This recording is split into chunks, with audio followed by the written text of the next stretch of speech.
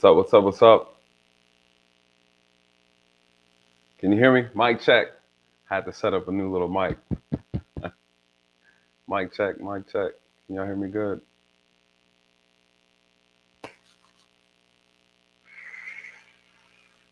All right, bet. Dre said we good. We good. Welcome back to the channel, you guys. It's the Real Nathan Daily. As you know, I'm your law enforcement translator, and as you already know, we have a lot to talk about tonight. I've been waiting for this moment for this affidavit to be released, so we can really break this case down, the evidence. You guys, listen, I've already reviewed over it. It's a lot. It's a lot.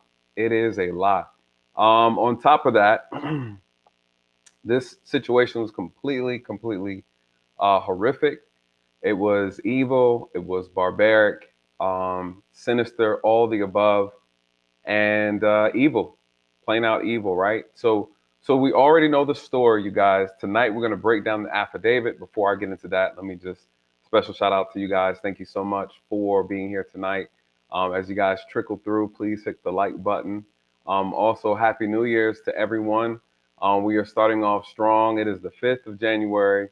A lot to talk about, a lot to get into, and I am grateful. I'm grateful to be here. I'm grateful to have you guys tonight being a part of the stream. Thank you guys so much to the members of the channel. I really appreciate you guys. And then also thank you so much to the moderators. You guys, I cannot do this without you. So thank you so much for being here in attendance. So where do we start, right? Where do we start? You guys know a few days ago, they arrested Bryan Kohberger. I can never pronounce his name. Sounds like a Jewish last name. Bryan Kohberger was arrested a few days ago as a suspect. He is still a suspect, but looking at the evidence, you guys, it is it's it looks very suspicious, right? It looks like they have the guy. Now, there's one thing when we have the evidence that's presented versus what's going to be able to be proven in court is a whole nother thing. But the evidence looks solid. The affidavit looks solid. It looks very strong. It looks very accurate. The DNA evidence, to be honest with you, is what sealed the deal. They still have not released what type of DNA evidence was so-called located, right?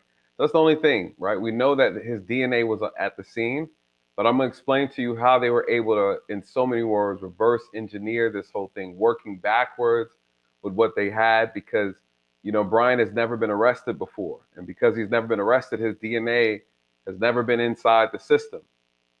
No fingerprints, no nothing.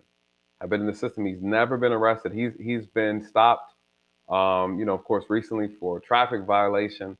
But as far as being arrested, nothing. So how were they able to link him? Well, they're able to link him with a multitude of investigative resources, right? Think of it like a giant puzzle piece that started to finally flow together. I will say this, though, before we get into the affidavit, is that, when I did this stream, the first stream I did on this, I was really frustrated because a lot of people had a lot of choice words for law enforcement, right? The law enforcement, Moscow PD, who was working the case along with the FBI, the state, the state police, and so forth and so on, everybody who was involved. Now, you've heard from maybe one of the parents of the victims were very vocal, right? Extremely vocal about how the police were not releasing any information. They weren't being, I guess you would say, they weren't communicating as much as they felt like they should have. And again, this entitlement, again, I tell people all the time, this is a murder investigation. And this isn't just a regular murder investigation. This is a quadruple homicide. And you have a potential suspect that could be anywhere on the entire campus of that college. There was a lot, right? You're talking about a horrific crime scene, evidence everywhere, and I just felt like the people were not giving the police any grace. Not only that, the media was not giving the police any grace at all. Hey, why don't you tell us more? You know, say something, do something. You're not working hard enough. You guys, in this affidavit, we're going to read out tonight. We're going to go page by page, line by line. We're going to break it down. I'm going to take questions. I'm going to explain everything within my ability. And also we have another expert within the chat as well. Dre, he'll also be able to tap in to a lot of this. Dre does warrants affidavits like this all the time. Wrote more than I have. I assure you that. We will be breaking some of this stuff down, you guys. And listen, at the end of the day, you know, the police have a job to do.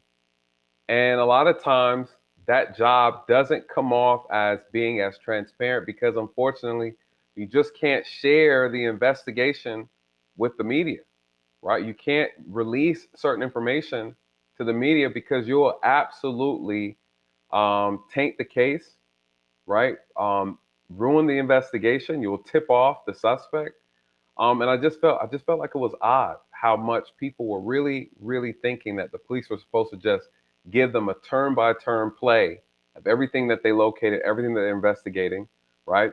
I was really shocked and I was really disappointed with the social media and the, I guess you would say the social media community, people who think that they call them internet sleuths or something like that. Sleuth is another word for old school term for investigator, but these $2 detectives, you know, showing up on YouTube and TikTok and things on Twitter, making all these crazy, crazy, outlandish theories. You guys, they have caused so much issues for people, everyday people. You're talking about students. You're talking about uh, boyfriends and girlfriends and friends and groups and whatever groups. The food truck guy, right? The neighbor who lived next to the victims. Even the Uber driver was accused. You had a professor, a college professor, who was accused by a TikToker who said that she said that she was spinning Uno cards around and Pokemon cards. She was playing with Pokemon tarot cards, and she was like, "It's the damn professor."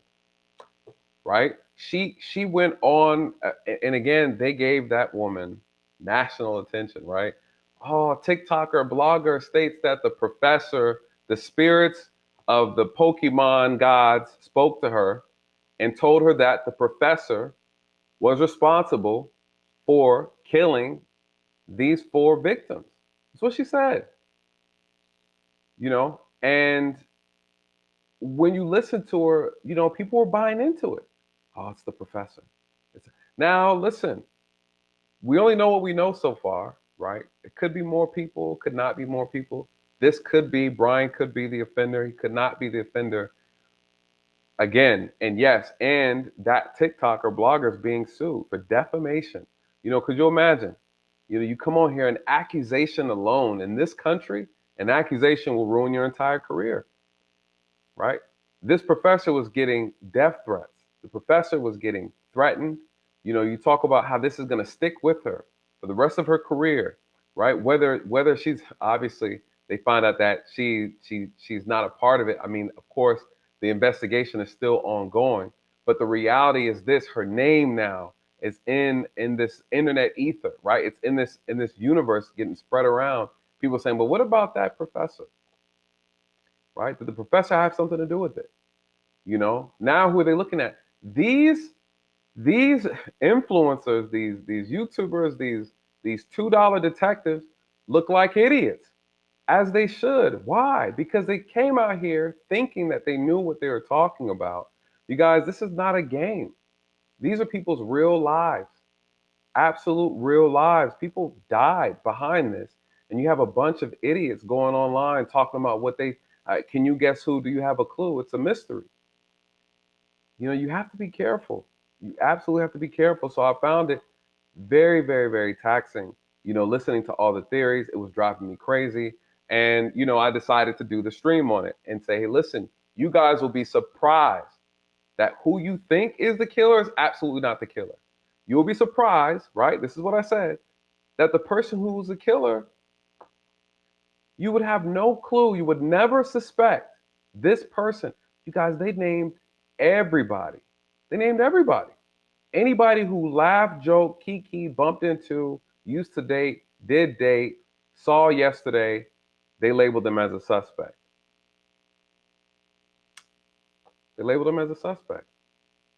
Um, People were coming on. People who were accused via the media or social media had to come out. They were coming out doing TikToks and YouTube videos saying, hey, I bumped into her or whatever, and but I don't know. People are accusing me of, I have nothing to do with that. Like people are really like panicking, you know. Um, so shame on you guys. I hope that each one of you who made these outlandish theories come back with some type of a unique, creative apology. Bring the same ignorant energy that you came with to make up these theories. Use that same energy to come up with an apology, especially those who had a lot to say about the police department. Now, we all love the police when they do good, and we all hate them when they do bad. The reality is that they are needed, right? Law enforcement is a very well needed resource and a tool in a society such as this, where we have people who think it's okay to go inside someone else's home and murder a bunch of people for no reason at all. So, I think this affidavit is going to really, really reflect highly on all of law enforcement that was involved in this investigation. And I will say this because some people will also argue that, well, maybe they only made this much effort because of, it's this and that, and the kids are white and they're from a white, blah blah blah. No, you guys, I've seen and have been a part of investigations where we use similar tools or the exact same tools to solve murders and all types of murders, you guys. And again, just because certain things don't get national attention because people are murdered every day in this country, best believe you have law enforcement that are working tirelessly, endlessly to bring justice to victims. So they're not special. These four victims in Idaho are not special. The media decided to give them the coverage that they gave them. But to be completely honest, unfortunately, we live in a world where people do die all the time by the hands of sick people. And so I've seen, of course, and have been a part of an investigative team that has worked endless to apprehend someone who has been committing harm to a community or to a group of people. So I wanted to make sure I said that before diving into this. Um, so let's get into it. We're going to break down this affidavit, you guys. I was very, very impressed. It was well written, well put together, and a lot of interesting information in here. You guys, probably for the first time, are going to learn about some type of these techniques that we use. I was shocked that, I guess we're in a technology age now where there's really no hiding it, and so I don't mind speaking on things that they've already talked about. There's a lot of tools that we use in law enforcement that I don't talk about because I just don't feel like it's appropriate. But I will explain and break down how these things work and what they have used, and then how they're able to link Bryan to the crime scene. And then also we'll talk about what type of counter arguments, right, Bryan can make, and within his defense. I'm curious to know what goes on from here, but we'll talk about it. Before we get into it, let's start it off. We got to start off with we got us a beautiful super chat. Let me add my little sound effects. Thank you, thank you, thank you. Thank you so much, Miss Lane. I really, really appreciate you. Also, a member of the channel. She says, finally made it on time. Can't wait to hear your opinion on this. Happy New Year's, and Happy New Year's to you as well. And thank you so much for your support, you guys. I really, really appreciate it. Um, this is I've been waiting for this affidavit to come out, you guys. I'm not gonna lie, because it ends all the speculation. We can finally kind of dive into what the evidence was. There's a lot of shocking information in here that I think is going to really blow your mind. And I'm curious to know what you guys think about it. Some of this stuff I was really, really, really disappointed to find out about what took place. But nonetheless, it is what it is, and we're going to cover it. I really can't wait to hear what you guys have to say. What I'll do is I'll take a couple pages at a time, pause, and then take questions. If you have any questions, I don't want to miss anything. So please don't forget what questions you might have in reference to this case. You guys know how we do over here. Put a Q in front of your question so I can pull it up, and then we can go from there. So with that, let's dive into the affidavit. And let me drop this down. Man. Yeah. Maggie, the substitute teacher, shout out to you. Thank you. Maggie says, good to see you again, showing support. Thank you so much, Maggie. I really appreciate it, you guys. Listen, Maggie she also has a YouTube channel. If you guys please go and check her out. Great content over there.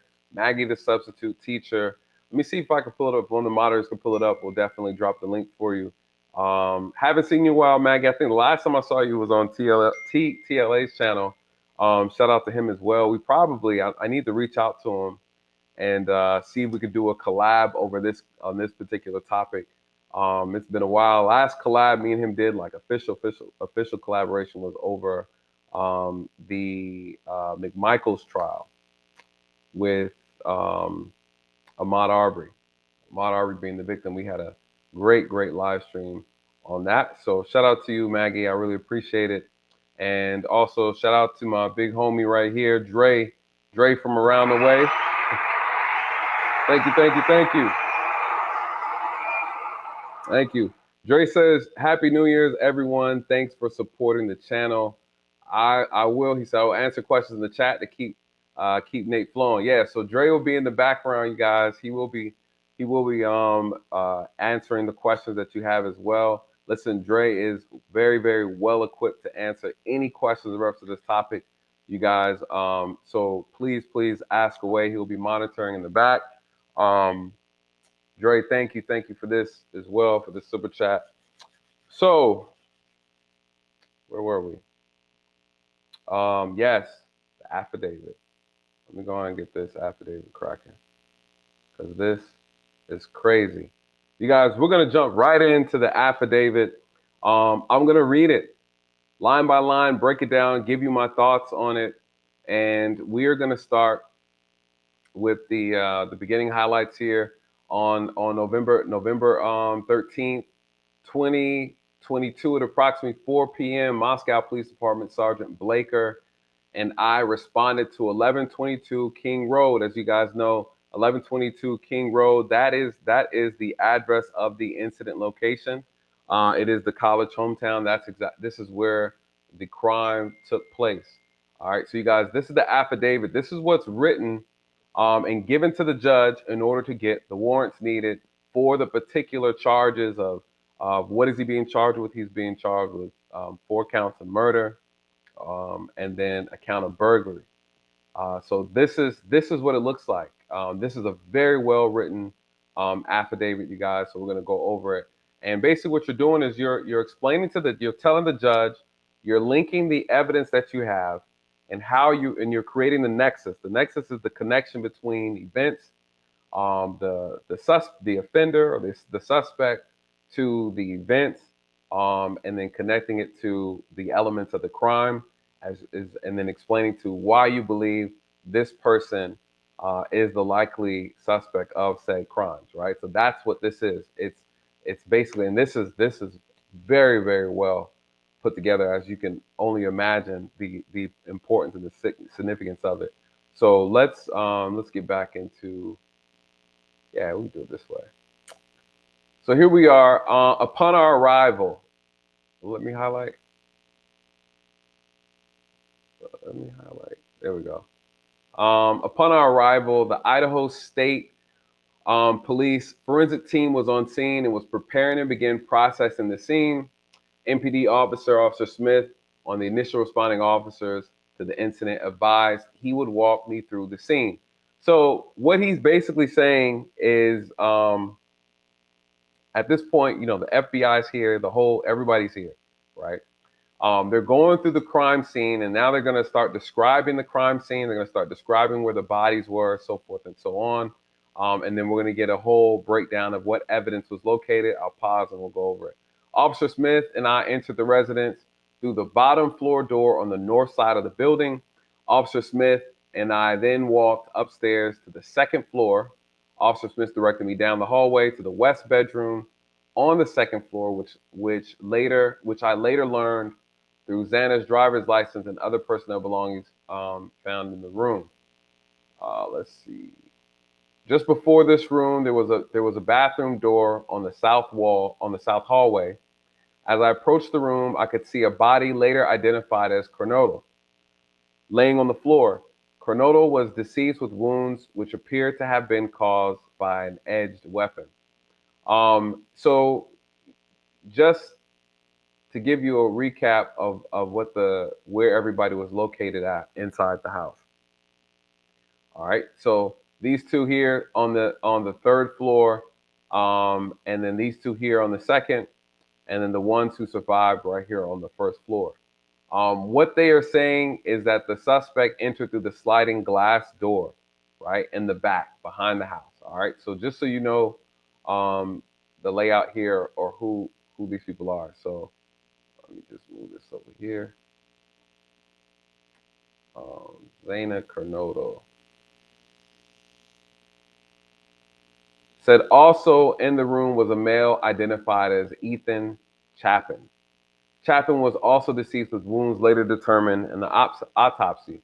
So basically, we have Ethan and Cornodal here, these two here, on this floor, which what the detective is saying, the two bodies he witnessed first. And then, of course, they go up to the third floor, and then they have the two victims. Scrolling down on the affidavit, some of this stuff is redacted. Let me go down. The county, so they redacted a lot of the medical examiner's statement, it looks like, but we'll just pick it up here. They're saying that the cause of the death was sharp force of injuries, but we'll start here. I then followed Officer Smith upstairs to the third floor of the residence. The third floor consisted of two bedrooms and one bedroom. The bedroom on the west side of the floor was later determined to be Kaylee Goncalves. Here after Goncave's room. I later learned from the review of Officer Noon's body camera that there was a dog in the room when Moscow police officers entered and responded. So it looks like the killer actually put the dog, I think, in like a closet and locked the door or something to that effect. But the dog, and we'll read later on this in this affidavit that there was a barking dog, right? And the other residents inside the home actually heard the dog barking. The dog belonged to Goncaves and her ex-boyfriend Jack Decor, or I don't know, Ducier. I can't pronounce any of these names, you guys. I'm butchering all these names. So Jack is the ex-boyfriend. Jack is one of the guys that they also suspected, right? People were saying, I think it's Jack. It has to be Jack, right? I found out from the interview that Jack on November 13th that he and Gonkov shared a dog. Officer Smith then pointed out a small bathroom on the east side of the third floor. This bathroom shared a wall with Madison Mogan's, hereafter Mogan's bedroom, which is suited for the southeast corner of the third floor. As I entered this bedroom, I could see two females in the single bedroom. Both Goncaves and Mogan were deceased with visible stab wounds. I also later noticed and appeared to be a tan leather knife sheath laying on the bed next to Mogan's right side.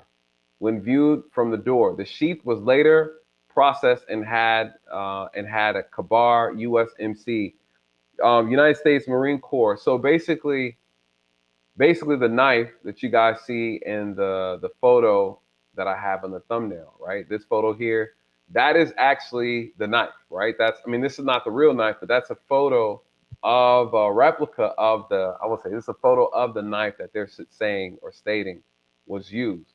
So what he left at the scene was actually the sheath, right? The leather sheath of the knife. He left that at the scene, laying next to on the right side of Mogan's body. You guys, that right there is the game changer for this entire case. The sheath of the knife was left at the scene. Whatever they found on the sheath, that leather had had Bryan's DNA on it. We don't know what kind of DNA was on that cover, like on the sheet, but whatever they got off of that is the DNA that they used to link him to the scene and to the crime. Now, we can argue a lot of things in reference to that evidence, but that piece right there, that is, I would say, probably 80% um, of this case, to be honest. Probably it's the biggest piece to this case. So whatever, they didn't say what specifically or what type of DNA, what type of trace evidence was on the sheet. We just know that whatever was on it was enough for them to extract and then pull a DNA sample from it and then work their way around it. And then I'll explain to you how they use genealogy testing, right? For those who are not familiar with genealogy testing, and in so many ways, basically it's using ancestral DNA, right? Like maybe from your family, somewhere down the line, they ran his DNA through like a 23andMe, Ancestry.com type of thing, and they found a link between his DNA and his father, right? Someone in his family. That's how they connected these dots, you guys.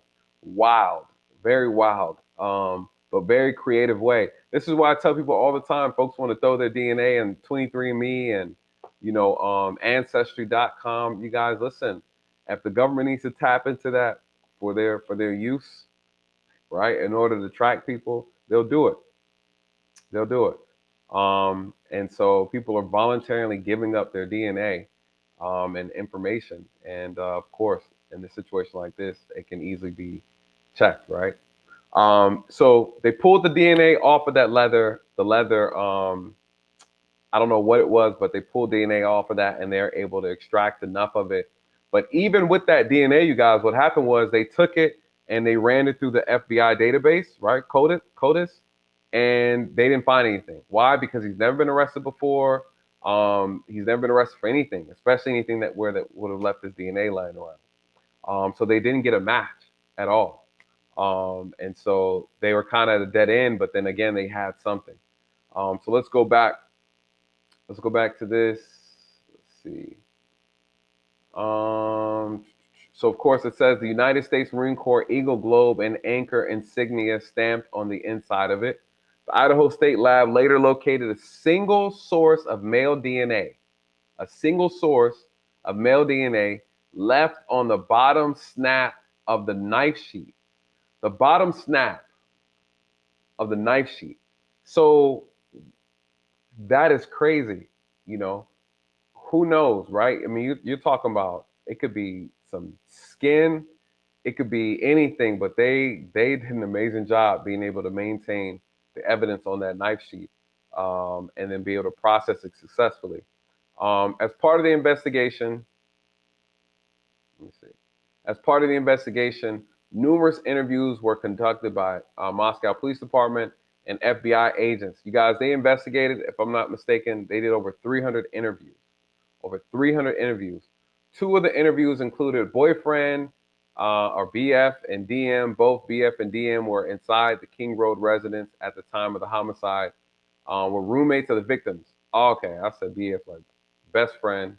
I don't know who BF and DF is. I don't know what the names stand for. I can't remember the name of the roommates that were inside the home. But they are located on East Wing on the King Road residence. Based on numerous interviews conducted, ISP detectives and FBI agents, well as my review of evidence, learned the following.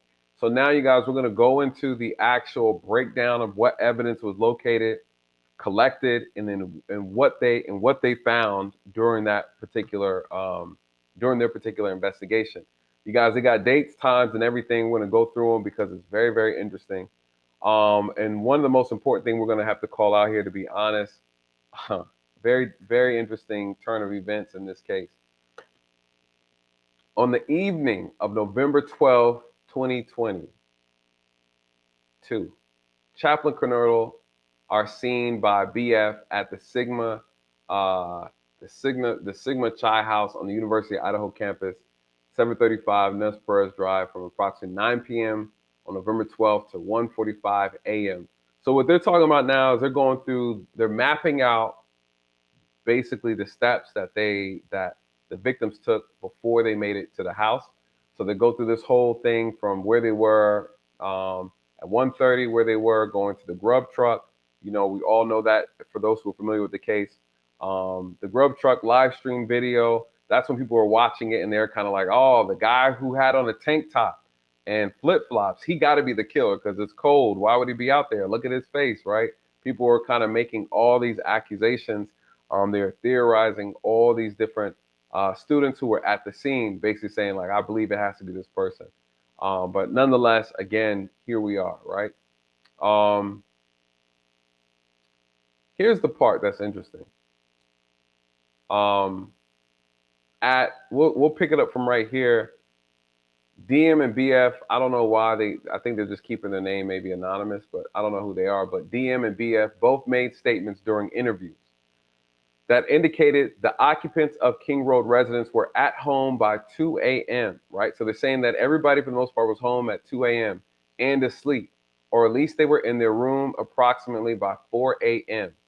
So this is the exception of Coronado. So this right here, she received a DoorDash order at the residence at approximately 4 a.m. So this was verified. So 4 o'clock in the morning, she had a DoorDash order to the house, right? So that changes everything because then it's like, okay, well, when did the murders take place, right? When did the murders take place? Could you imagine the killer was lurking around waiting to pounce and you're ordering food, everybody shows up, drops food off, and then this whole thing transpired around this time. So they were able to verify that there was a DoorDash delivery at 4 a.m. at the location. All right, so let's move forward. DM stated she originally went to sleep in her bedroom on the southeast side of the second floor. The southeast side of the second floor. So again, we're talking about towards the back right. I'm assuming that we're talking about southeast if they're looking at this being the front. And so somewhere down here in the back right is where she's saying she was at approximately 4 a.m. But so this is what she said. DM stated she was awoken at approximately 4 a.m. Right? At approximately 4 a.m. she was awoken by what she stated sounded like Gone Caves playing with her dog in one of the upstairs bedroom which were located on the third floor. A short time later, DM said she heard who she thought was Gonclave saying to the effect of, "There's someone here." All right. So this is where things get interesting. So now listen, there's a roommate who is hearing noises at 4 o'clock in the morning, and she thinks they're odd, but she's not thinking anything much to it, right? She says a short time later, she heard someone say there's someone here. A review of records obtained from forensic download of Cornado's phone showed this could have also been Cornado, as her cellular phone indicated she was likely awake using TikTok at approximately 4:12 a.m. So what's interesting about this is there's a possibility that they're able to verify that she was on TikTok at 4:12 a.m. What's very interesting is that they never released the roommate's statement, right? Up until now, we see it in affidavit, but this doesn't sit well with me at all, right? And I'm gonna tell you why as we go forward. This piece does not sit well with me at all. And so she's saying she's hearing all these noises, right? The media and the police obviously never shared this with anybody up until this very moment. But when you get into it further, it goes and says, DM stated she looked out her bedroom but didn't see anything. When she heard the comment about someone being in the house, DM stated she opened her door. She opened her door a second time when she heard what she thought was crying coming from Cornado's room. What's interesting about this whole thing, you guys, is that initially they made it seem as if nobody heard anything, no screams, no nothing. And that was one of the things people kept talking about. How did 4 people get murdered in the house and nobody heard nothing? So now here we are. They're saying, no, we did hear some things, right? You have one person saying, no, I heard some things, and I heard her talking. I heard the dog barking. I guess whatever. And then now I'm saying I'm hearing her crying. I'm hearing crying coming from Corneto's room. Then she said she heard a male's voice. She heard a male's voice say something to the effect of, "It's okay, I'm going to help you." All right. You guys, I'm not going to lie, that doesn't sound right. None of that. None of that statement sounds right um, at all. This sounds extremely suspicious to me, to be completely honest with you. And it gets worse. It absolutely gets worse. At approximately 4:17 a.m., security cameras located at 11112 King Road resident Mealy, the Northwest, picked up a distorted audio of what sounded like voices or a whimper, following by a loud thud. A dog can also be heard barking numerous times starting at 4:17. The security camera is less than 50 feet from the west wall of Corneto's bedroom. Less than 50 feet. You guys, that's nothing. What they're saying is there's a camera less than 50 feet outside that picked up the sounds of her crying and the dog barking. Basically picked up the killing at 4:17. But here's the other thing. Not only that, not only that, not only that, the roommate was up. The roommate was up the entire time. The sad thing is they gave us the impression that the two roommates on the first floor were asleep. Now I showed you the picture because this is important. Something's not adding up. Something's not adding up. The two girls at the bottom, the survivors, right? They survived. And there's a statement that Bryan made to the police when he got picked up. He said, did you get anybody else? You guys, what a crazy statement to make. You get picked up for murder and you tell the police, hey, who else you get? Who else? Anybody else you pick up? Alluding to the fact that there's more people involved. That there are more people involved. You guys, something about this murder, there's something missing. Right? There's something missing, or there's someone missing. Right? There's something more to it than this.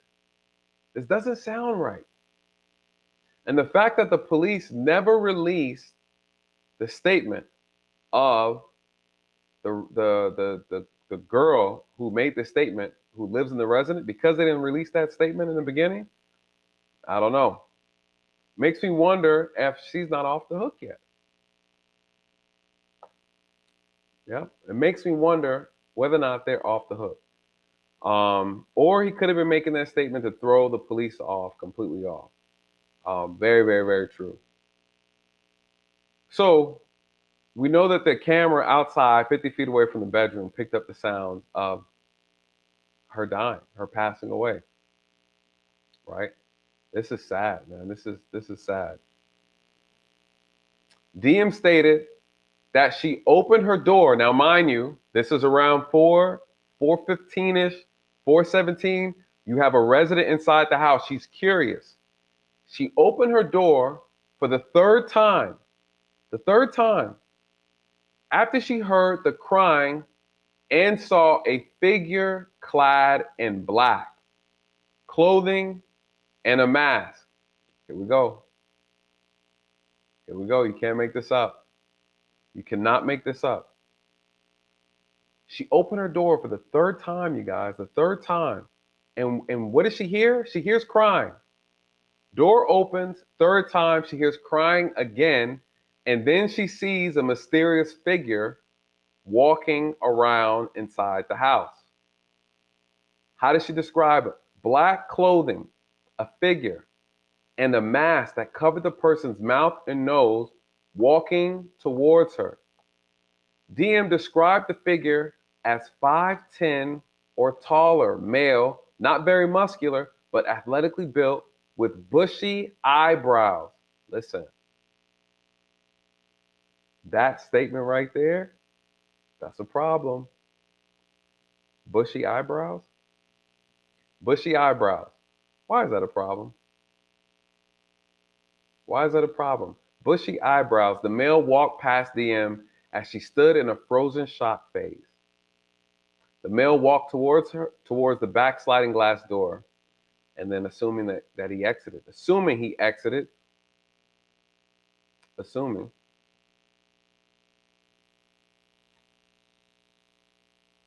So she described a man who she's completely terrified of. And listen, I spoke to and interviewed plenty of victims. Plenty of victims.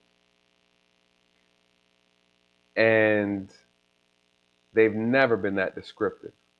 Bushy eyebrows, a lot of times they don't even see the face. They can't tell you the eye color. They can't tell you anything. Bushy eyebrows, why is that a problem? Why is that a problem? I'm going to show you why it's a problem. I'm going to show you why it's a problem. Why is this a problem? The details. She's too detailed. She's way too detailed. The eyebrows? I don't like it. I don't like it. Don't like it. This is why I don't like it. I think this is a good one. Can you see his face good on here? Bushy eyebrows. It's dark. No lights are on. It's dark. No lights are on. He's wearing all black. You're scared to death. And you were able to point out his bushy eyebrows? You cannot make this up. This is Google. You can't make this up. You cannot make this up, you guys. It doesn't sound right. I'm going to tell you what else doesn't sound right. For the third time, right? Two things. One, the police never released this information from the very beginning. Why would you not release information that suggests that a resident witnessed the killer, allegedly, suspect, an unknown man inside the house the morning four of your friends were murdered? The police never released that information, you guys. That's a clue. That's a big clue.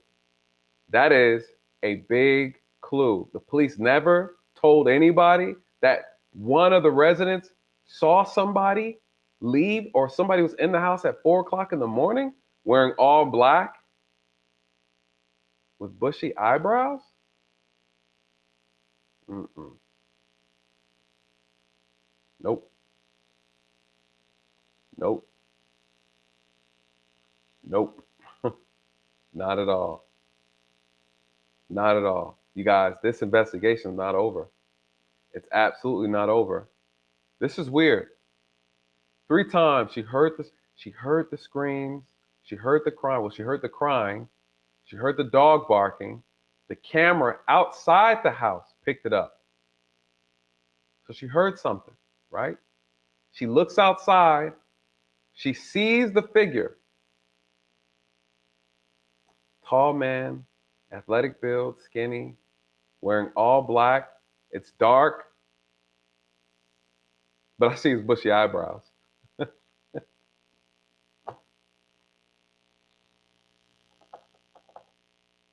I see his bushy eyebrows. Can't see nothing else but the bushy eyebrows. You guys, no. I thought it was weird that, the two young ladies survived at the bottom. These two. I thought it was weird. I thought it was weird. I thought it was weird.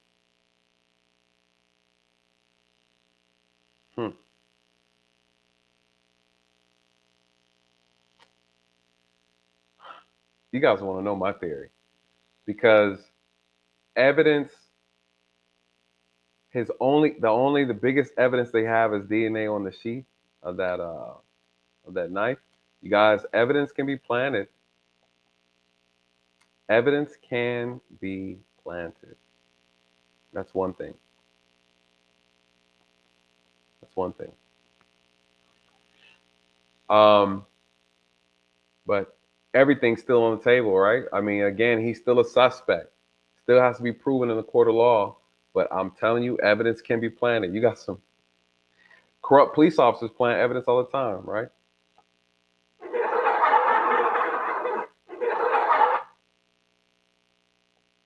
So evidence can be planted.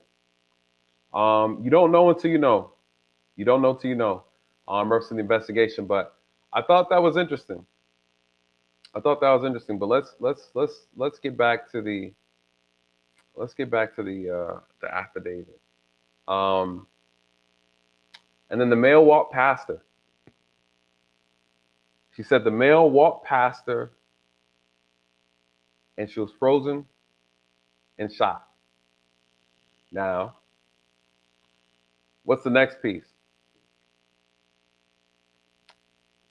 She said after seeing the male, DM did not state that she recognized the male. This leads investigators to believe that the murderer left the scene. You guys, what do you think she did next? Take a wild guess. What do you think she did? She heard some crying, heard a dog barking. What do you think she did? Do you think she went and called the police? Nope. She didn't call the police. She went back into her room. She locked the door. The news reported and they told us that, what? That the friends woke up the next morning, right? Woke up next morning and went to go knock on their doors and was like, "Hey, you guys aren't getting up. It's like 11 o'clock, 12 o'clock, 1 o'clock, 2 o'clock." Then they call the police and say, "Hey, my roommates aren't answering the door." But guess what? They used one of the dead roommates' cell phone to call the police. To call the police.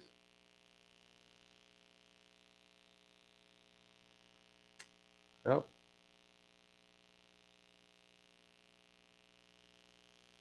Make it make sense. They used the dead roommate's cell phone to call 911 to go check on them. You guys, what? They all have their own room, but this is how it was presented. This is how it was all presented. So here we are. She sees all this, a stranger in the house. She doesn't call the police. All right. Shout out to Michi. What Michi say? She was cleaning up and getting her story right. Whew. Listen, the fact that the police never released this information, not good. Not good at all, you guys. Not good at all. Um, where we at? So she didn't call the police, you guys. Would you call the cops? You heard crying, screaming. Would you even just check on your friends? Hey, there was a suspicious guy. Hey, knocking on the door. Hey, hey, hey, hey, hey. Oh, what is this pool of blood leaking from the door? What are these blood footprints on the floor? You guys, it's only a 3-story house.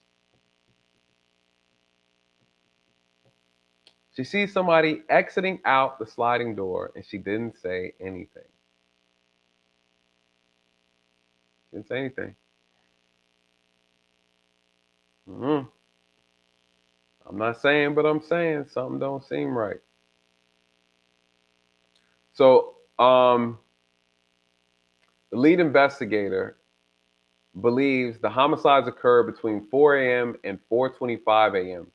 During the processing of the crime scene, investigators found a latent shoe print. This was located during the second processing of the crime scene forensic team by the first using a presumptive blood test and then amino black, a protein stain that detects the presence of cellular material. Okay, what does that mean? You know, you guys, anytime. anytime you're walking on grass, dirt, things of that nature, and you walk on a clean surface, believe it or not, you've just left trace evidence. You just left some stuff, right? That evidence is good enough for people to test and say, hey, this soil matches this soil over here, right? You know, this type of trees or whatever type of thing is located in this area of this neighborhood, right? Like there's ways where you can trace and track things, and it's you'll be surprised the science behind this stuff.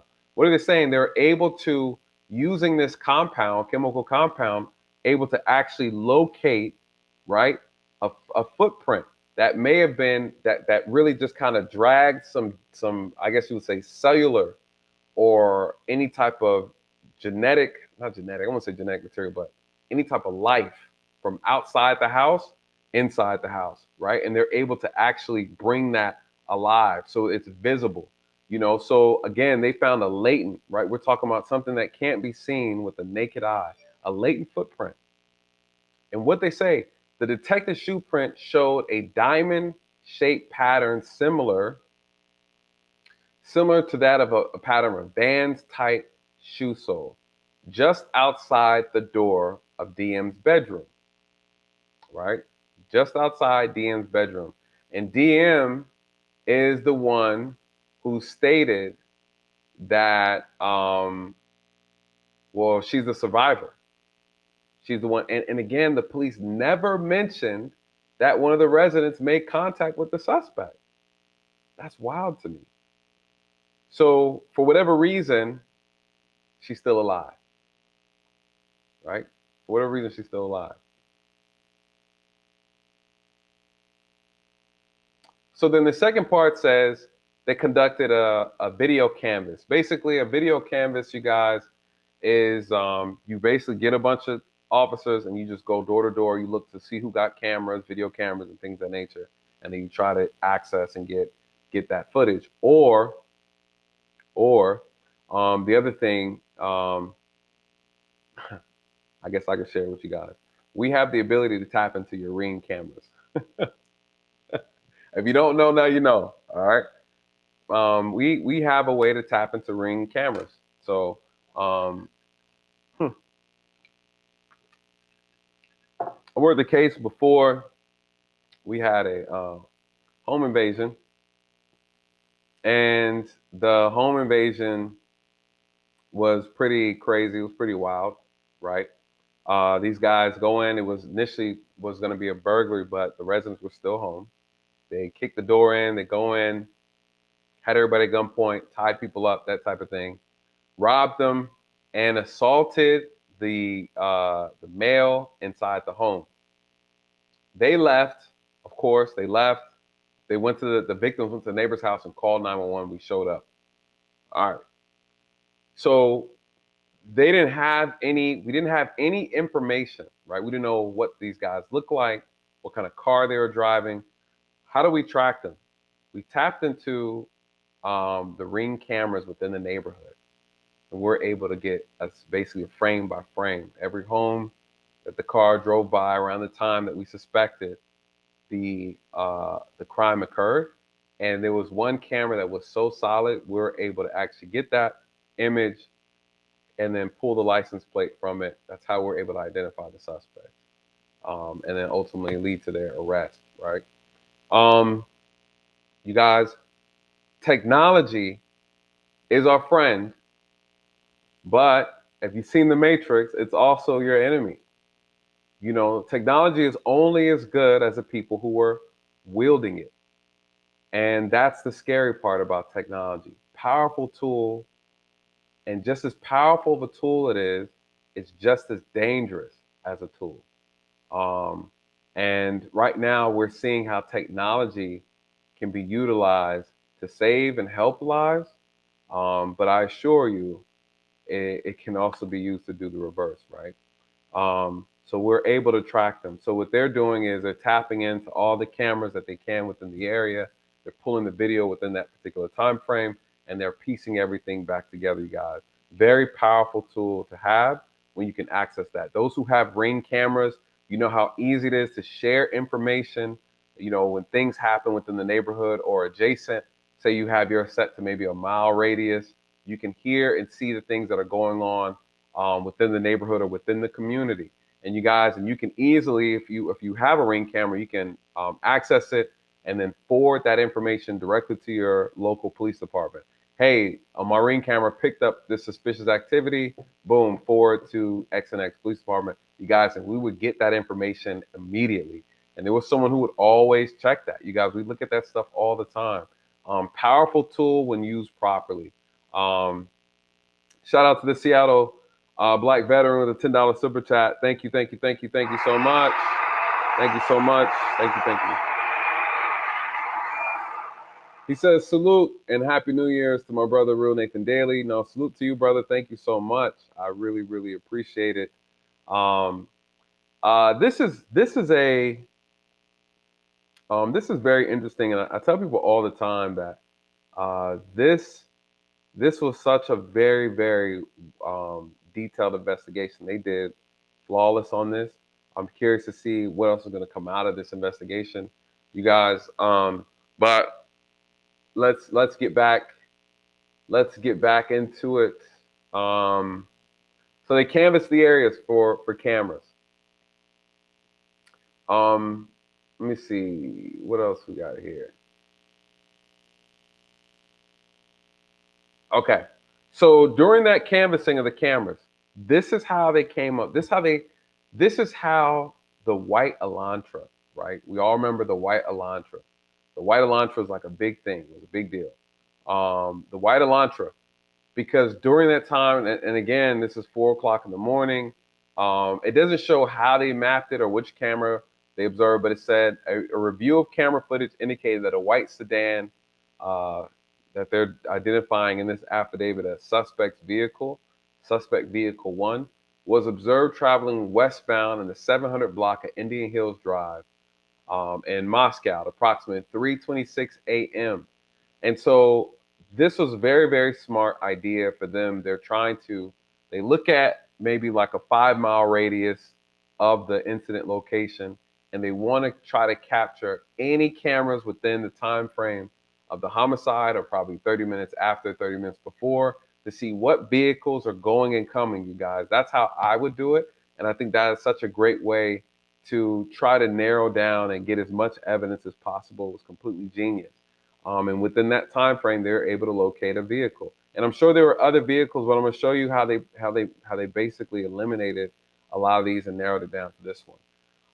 It says a review of the footage from multiple videos obtained from King Road neighborhood showed multiple sightings of suspect one's vehicle starting at 3:29 a.m. and ending at 4:20 a.m. These sightings showed suspect vehicle one make initial 3 passes, meaning he went by 3 times before he got out and decided to go ahead and commit the murders. Right? That's what they're saying. Based off my experience as a patrol officer, blah, blah, blah. Okay. Suspect vehicle one can be seen entering the area a 4th time at approximately 4 a.m. So now this all makes sense. Now, crazy thing. The time that she did the Grubhub, she's up. She's awake. She's awake, which is crazy. Not only that, the resident downstairs on the first floor was also awake. She didn't hear him come through the sliding door that wasn't locked. Mean to tell me that it's an all women's residential space and you guys just leave the back sliding door unlocked? Assuming that's how he entered. But nonetheless, at 4 a.m., he's driving by the location. Dre got a good question. LPRs. LPRs, you guys, stands for license plate reader. And we have technology. I don't know if you've seen police cars and they have like these black boxes around, like 2 on the trunk, 2 at the front of the car. You guys, those are LPRs. Those have laser lenses and they read license plates at a millisecond. I don't know how fast. It's fast, like at the speed of light, right? They read license plates at the speed of light. Okay, I don't know how they do it. I've sat in the car and watched it. The technology is out of control. They also have these put up on towers and poles and stuff around cities, and they catch every single license plate without flaw, and they run them instantly. Boom. And Dre is saying, did they have LPRs in the area? I'm not sure, but they did have LPRs in other states, and the LPRs actually caught the white Elantra driving through the state as he was going back to Washington, not Washington, as he was going back to Pennsylvania when he was going home to his parents' house. They had LPRs actually pick up on his license plate. That is what I read in the warrant, in the affidavit. And okay, Dre got the info. 25 plates a minute. Damn. You guys, that sucker's fast. Sometimes you see the police sitting in the gore on the highway, and they're just sitting there. They're running your license plate they can run all those license plates as you drive by. And then as soon as they get something that's interesting, like they're looking for people with warrants or stolen vehicles. You know, sometimes if they're bored, they'll get you if you got a suspended license. But they're looking for warrants and stolen vehicles. That's what they're looking for. And you'll just sit there and you'll see it just flash on the screen, and then like beep beep beep beep, warrant, wanted person, you know, red Mitsubishi Galant, you know, and then you're in the car like, oh shit, where'd it go? And the next time, whoop whoop whoop whoop, and you're like, how did you pull me over? You weren't even behind me. When'd you run my tag? Right? That's how, just that quick, you guys. And they put those also. We have them all throughout the city out here in Atlanta as well. You know, that's where your tax dollars is going, to police equipment. Police state. That's what they're gonna call it. Listen, it's gonna be bad. You better be on the right side of the law. Shit. All right. Good question, Dre. Good question. So they're saying it entered the area 4 a.m. And you know, I hate to say this, but according to the roommate's statement, if she would have just called the police, she could have. It's a possibility that she could have like interrupted the killer from killing, right? Whether the first or the second victim, or prevented him from committing the entire crime within itself, if she would have called the police. If the timeline is correct, you know, how much time do you need to kill 4 people with a knife? Depends, right? Are you the only killer? Are you the only killer? Um,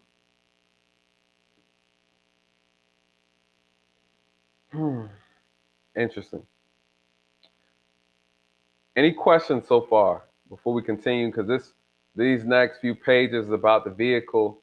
It says suspect vehicle 1 is next seen departing the area on King Drive at approximately 4:20 a.m. Um, no, she didn't call at all. The police weren't called till the afternoon. The police weren't called till the afternoon, and the person who called stated that they're trying to wake their friends up, think they drank too much and they're not getting up, they're not answering the door. She called in the afternoon. I gotta find out the exact time that she called the police, but nah, she's tripping. She's absolutely tripping. Um,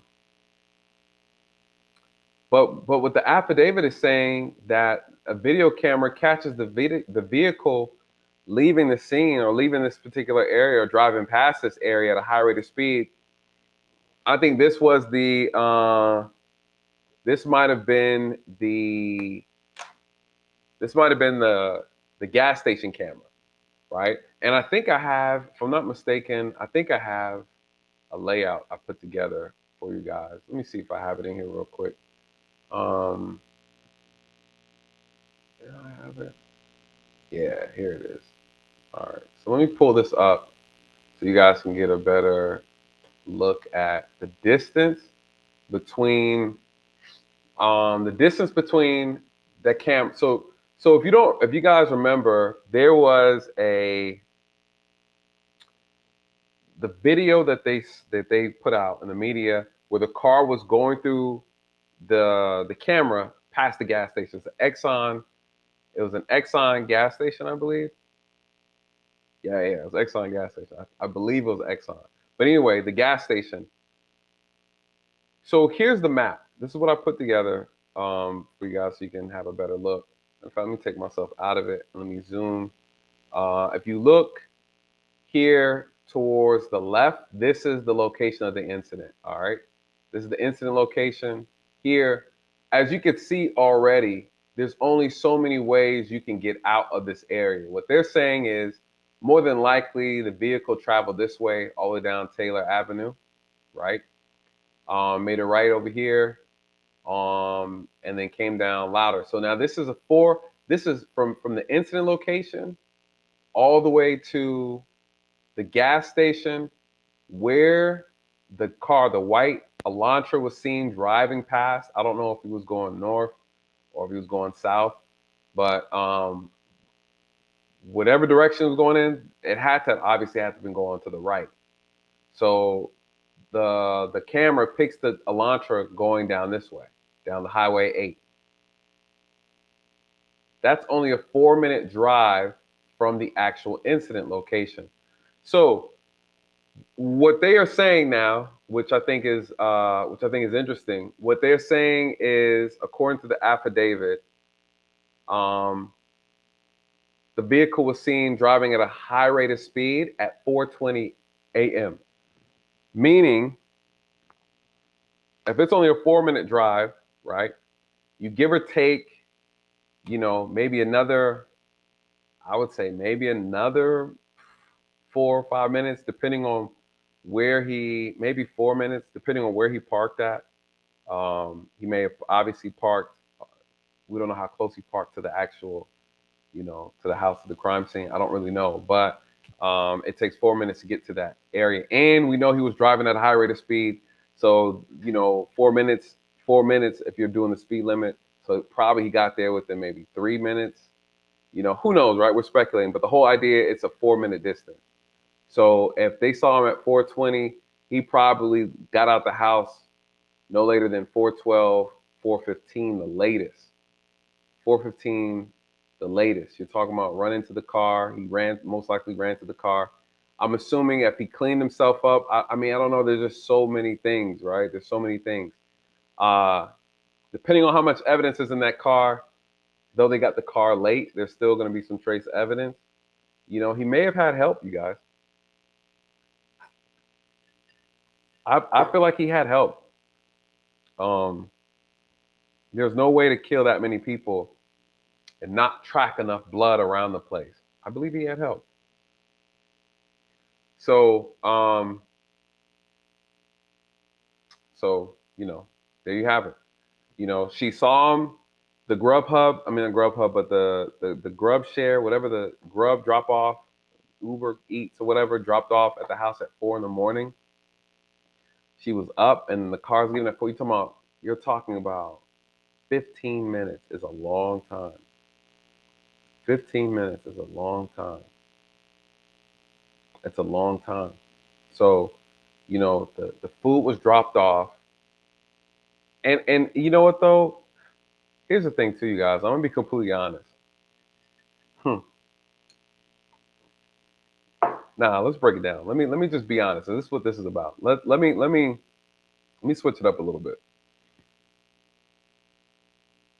All that we know could all be a lie. All right. Let me just say that. Let me just really clear the air. This does not mean this is true. In ways that not in ways that it didn't happen, but in ways that the actors involved in how this evidence came about could be inaccurate. Meaning, you can orchestrate a crime scene. You can orchestrate it, meaning everything isn't always what it seems to be. It wouldn't be anything for someone to use her phone and be on TikTok after the murder already happened. Right? It's not a thing for them to stage a crime scene. Someone ordered Grubhub with her phone, which makes it believe that she was alive longer than she actually was. right? So we can't just necessarily get caught up in just all the details that we think we do know. The reality is you can get people to come together and orchestrate a crime scene and try to outsmart police. It's happened before. People do it all the time. This is not uncommon, especially if someone has a well thought out, well organized scheme to try to plant evidence, warp the crime scene. You guys, I've seen it happen before. It's not impossible. What if, right?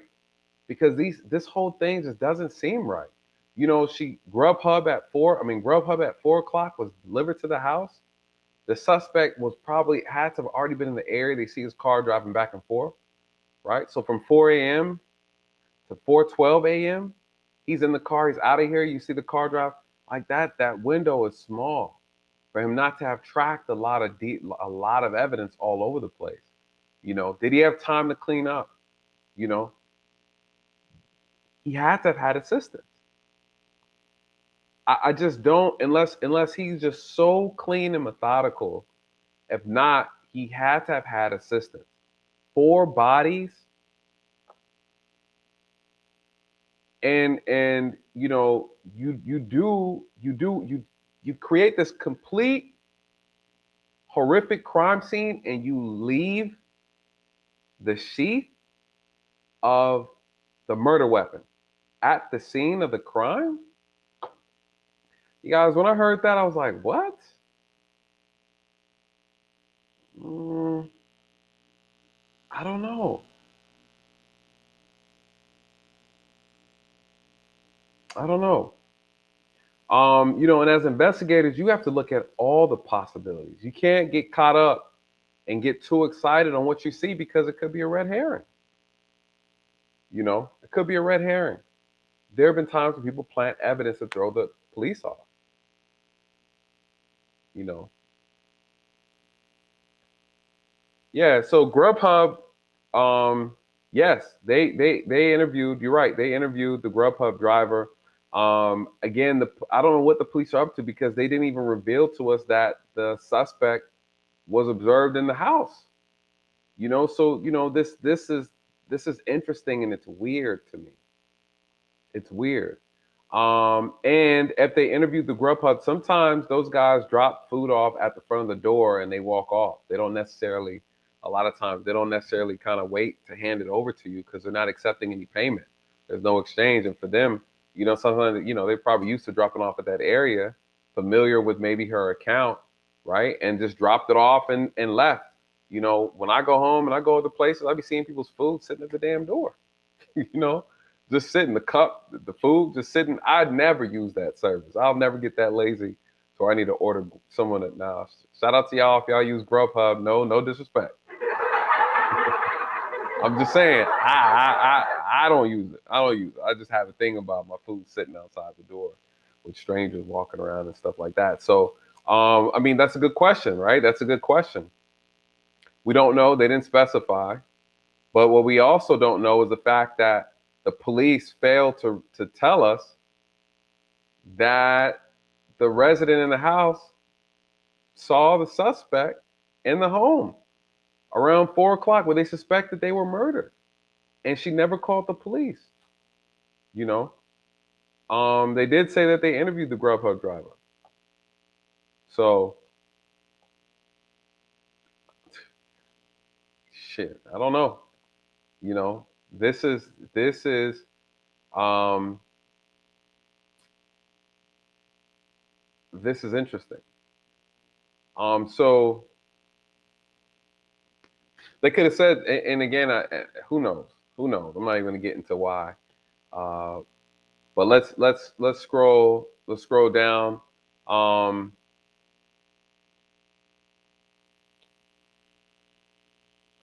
let's see. Let's see. Law enforcement officers provided video footage of suspect vehicle one to forensic examiners with the Federal Bureau of Investigation that regularly utilize surveillance footage to identify year, make, and model.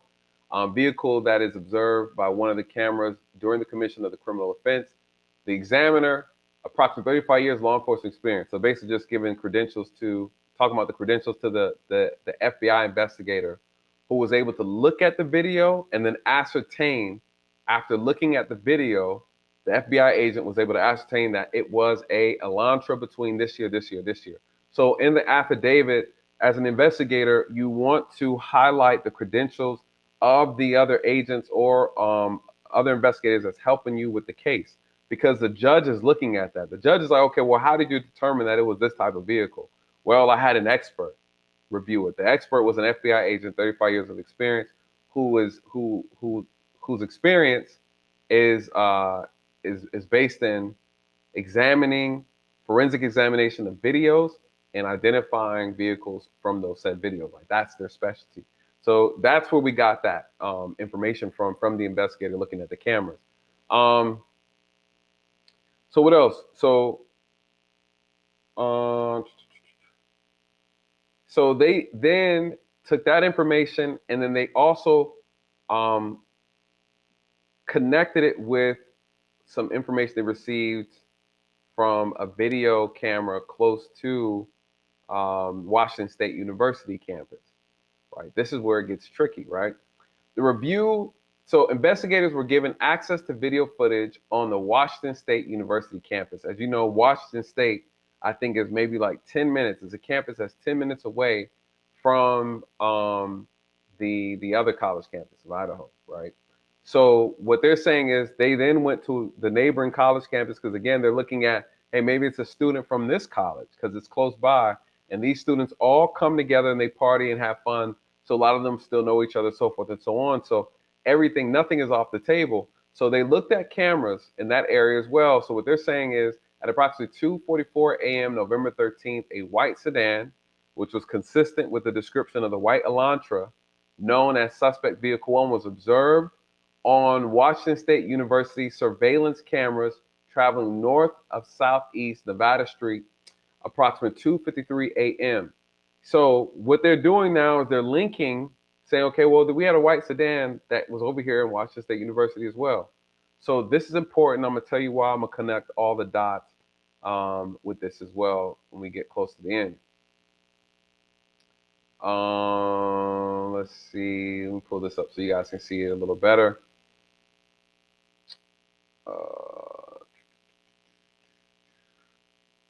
So this is just a map that they're showing of the area. It's not really a good map. We got Washington State right here, University, and this highlighted here is 1630 North Valley Road. Here's the legend, kind of giving us some information. And these red markers is white Elantra seen returning to WSU campus, right? The yellow or the green marker, the green arrow here is the white Elantra seen leaving the campus. So what is this doing? This map is just kind of showing you the travel points. It's really kind of hard to see on here, you guys. I'm gonna link the affidavit here to the stream when we're done, so you guys can definitely go through it afterwards. November 25th. This is the key evidence right here. This is so genius. I'm explaining to you how they did this. November 25th, 2022, MPD asked area law enforcement agents to be on the lookout for the white Hyundai. So you guys remember that was like a big thing going on. They're like, hey, the white Hyundai, you guys be on the lookout. We believe we have questions for this individual. We believe that this individual is in part of a part or knows information in reference to this crime, right? The homicide. On November 29th, approximately 12:28 a.m., Washington State University police officer Daniel Tingo, he queried white Elantras registered at Washington State University. Now let's talk about it. As a result of that query, he located 2015 Elantra with the Pennsylvania's license plate. Okay, what did he do? Let me explain to you what he did because I've done this before. You know, the college campuses, you know, when you turn in those who, you know, obviously gone to college, any university, and they make you register your car and you got to get a parking decal. Well, there's a database, right? There's a database.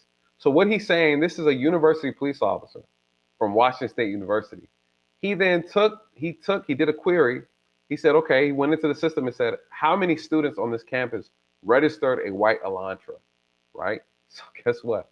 He did that, boop, boop, boop, boop, boop, put that together, and then boom, pops out a 2015 white Elantra with Pennsylvania license plate. When they ran the license plate, The vehicle was registered to Bryan Kohberger. Kohberger's residence is in Washington in apartment 201, Valley Road, 3/4 miles away from the intersection Stadium Way, Cougar Way, blah, blah, blah. Now, why is this important? Now, this doesn't mean that they knew who he was. He was a lead suspect. This is a great lead, right? This is a great lead. And every lead you got to work through the lead. But this is how they identified his vehicle. They did a search from the college campus. Washington State University officer did a search, just a generic search in their car database that they use from the students who have to input their information to get parking decals. You type that in, boop, boop, boop, boop, boop, and this is what came out, the white Elantra. It's shocking. You would think that there were more white Elantras on a college campus, right? But no, I digress. This is what they got. This is the first big clue as how they end up tying everything together. Because from here, then they look at his phone records. They start looking at how his phone pinged on towers, you guys, and this is how they connected him to the crime, right? So let's move forward. But this piece right here is crucial, crucial, crucial. That's how they found out. That's how they tied him to the car. All right, let's scroll down.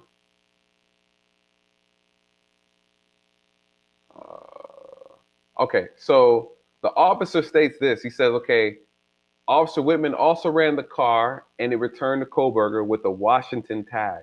I reviewed Kohberger's Washington State driver's license information and photograph.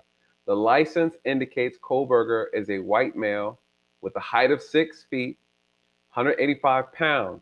Additionally, the photograph of Kohberger shows that he has bushy eyebrows. Kohberger's physical description is consistent with the description of the male DM. DM is the resident that they're not giving out her full name. DM is one of the residents who survived, who lives at the home, the incident. DM saw inside King Road resident November 13th, right? Further investigation, including a review of Leda County Sheriff's Department Deputy CPL Duke's body cam reports, showed that on August 21st, 2022, Bryan Kohberger was detained as part of a traffic stop that occurred in Moscow, Idaho. So that's just talking about how he was pulled over in that said car, right? So, and someone said, Blinded said, can we confirm the 911 details? Yeah, let's do that real quick before we move forward. Let's pull up the. Let me do this.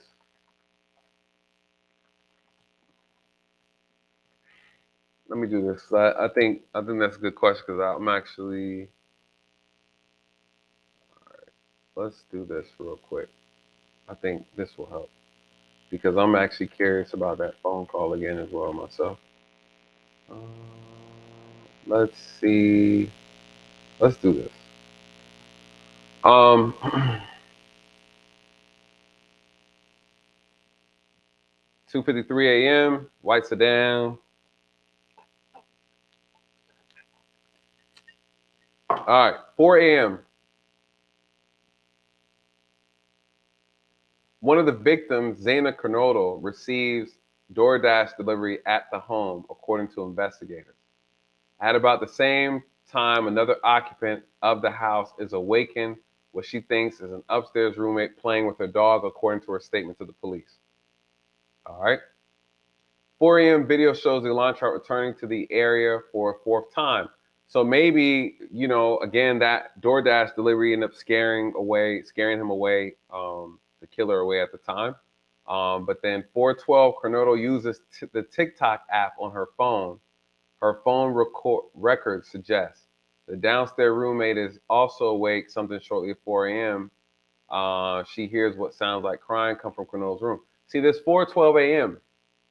The TikTok thing, I don't know. It's a timestamp, but you're talking about from 4:12 and then his car seen at 4:20 going past a gas station. I don't know. I just don't. I don't know. Something's not right about these timelines. Then at 4:17, a security camera from nearby resident picks up distorted audio sounds, whimpering, a loud dog crying, and blah, blah, blah. The roommate opens her bedroom door again. According to the account she gives investigators, and sees a man with bushy eyebrows, clad in all black clothing and mask. The man walks past her towards a sliding glass door on the second floor. She goes back into her room and locks the door. It's unclear what she does next for several hours. All right. 4:20 a.m. The Elantra is seen leaving the neighborhood, right, at a high rate of speed. All right. 4:48 a.m. Kohberger's phone reconnects to cell network towers. So this is another piece we haven't got here yet, but let me just clarify this. Kohberger cut his phone off like around 2:30 a.m. Right? He cut his phone off, and then he reconnects his phone at 4:48 a.m. So this is in the affidavit. We haven't reached there yet, but this is the timeline. So let's see what they say after 5:30. Okay, Kohberger's phone returns to Moscow and connects to the cellular network near the scene of the murders. So at 9:28 a.m., basically saying Kohberger went back to the house around near the house around 9:12 in the morning, right? He was near the scene of the murder around 9:12 a.m. in the morning for whatever reason, right? For whatever reason. That's suspicious within itself. So he back at the scene. All right, here we go. 11:58 a.m. A 911 report, an unconscious person at the scene of the killings, triggering a response from law enforcement. Right? Who called the police? Who called the police? I think I have it in my notes from. Let me see. Let me see. Give me 1 second, you guys. Let me double check because now I am curious. I think. Let me see. Because now I'm so curious as to who had the phone again. I remember writing it down. Who made the phone call? Um,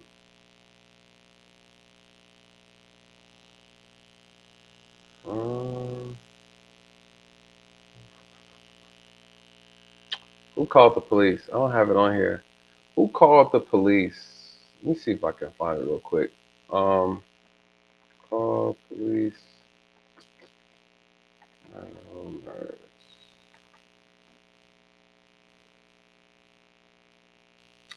um, mm, I'm gonna have to look. I'm gonna have to look that up and come back to it because I'm really curious. He's I think he's studying his PhD. Um,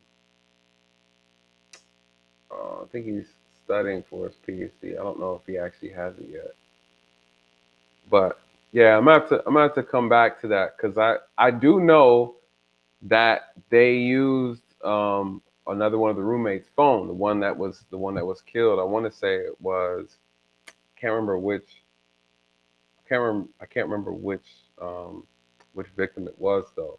But again, 12 a.m. right? 12 a.m. Um,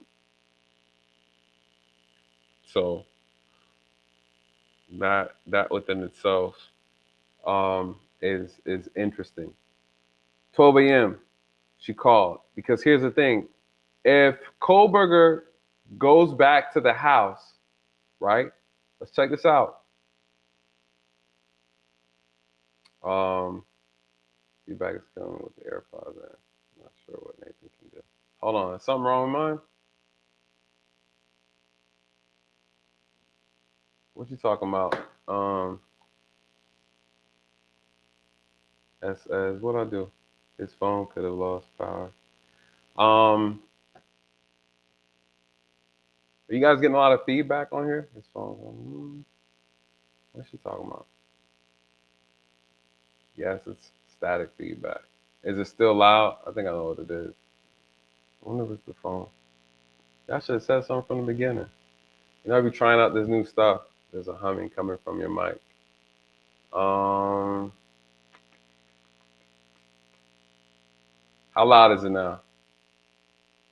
Blind and Shadow says it's not that bad. How about now? She said we worry. Y'all need to call me when my equipment's acting up. You know, I'm trying to do all this weird stuff with the equipment. Someone said the same. Dre said it's good. SS just extra. Sounds fine through my stereo. I think because I added a new mic. See, I had the lavalier mic, and when I was testing it out before I started the stream, it actually, um, I did hear it, and it had something to do with me with this speaker stuff. If I turn this down, I don't know if this works. All right, I'm gonna have to do some more tests when we try to add this new equipment stuff. Get a little shaky. Sorry about that, you guys. Sorry about that. So let me get back into this piece. Um, so one of the things that where are we at?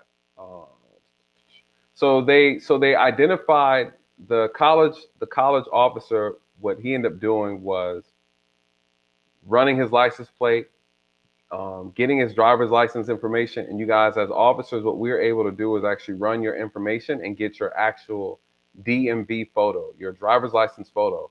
So what he's saying in the affidavit is, after I did that, I saw a photo and noticed that the suspect's physical description matched the description that was provided by the witness. Damn near, she's a witness. They never said they had a witness. Um, oh, thank you, Michi. Thank you. They never said they had a witness at all. You know, and granted, they didn't have to give away a description, but damn, you couldn't tell us that one of the residents witnessed a suspicious person inside the house at 4 in the morning. So, you know, I don't know. I don't know.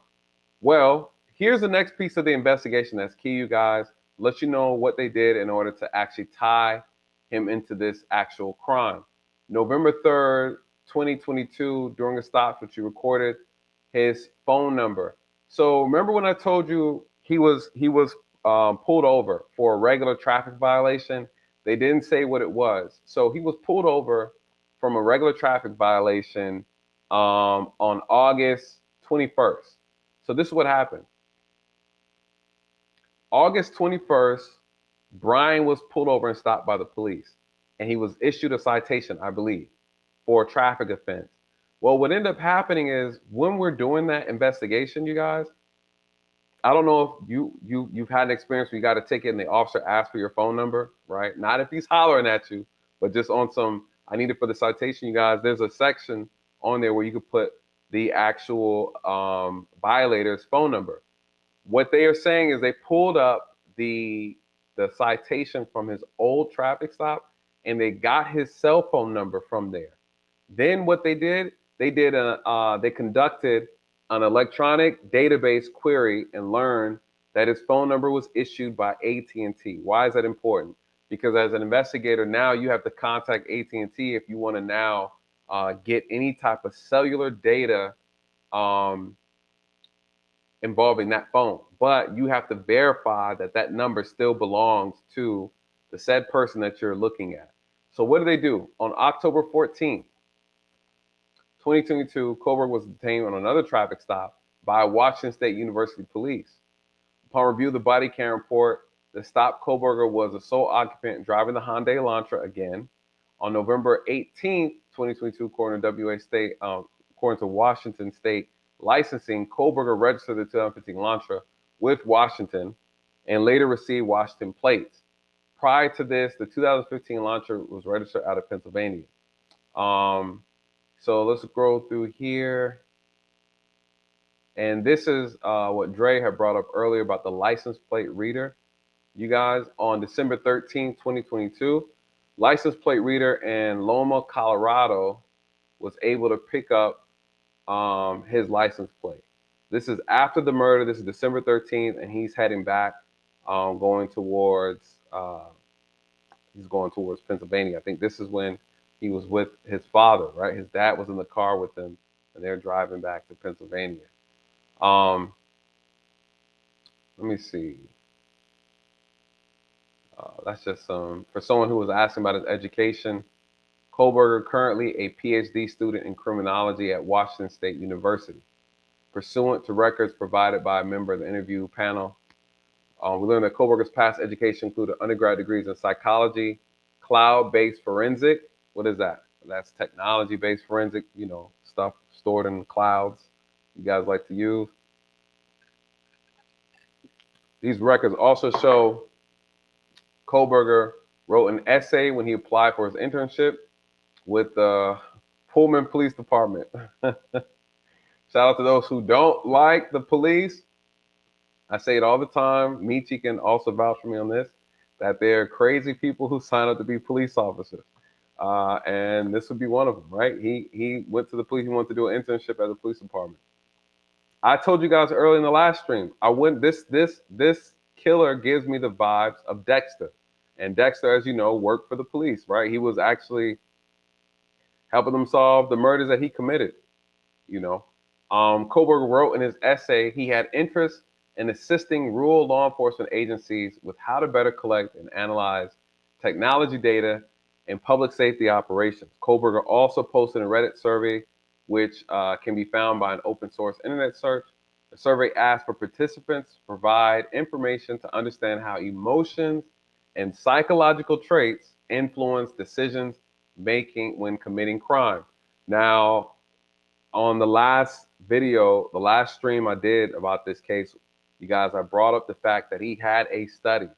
He put out a research, he put out a post because he wanted to get people to join his research study. And it's a very unique study, guys. For those who missed it, let me pull it. Let me pull it up on here so you can see it. Pull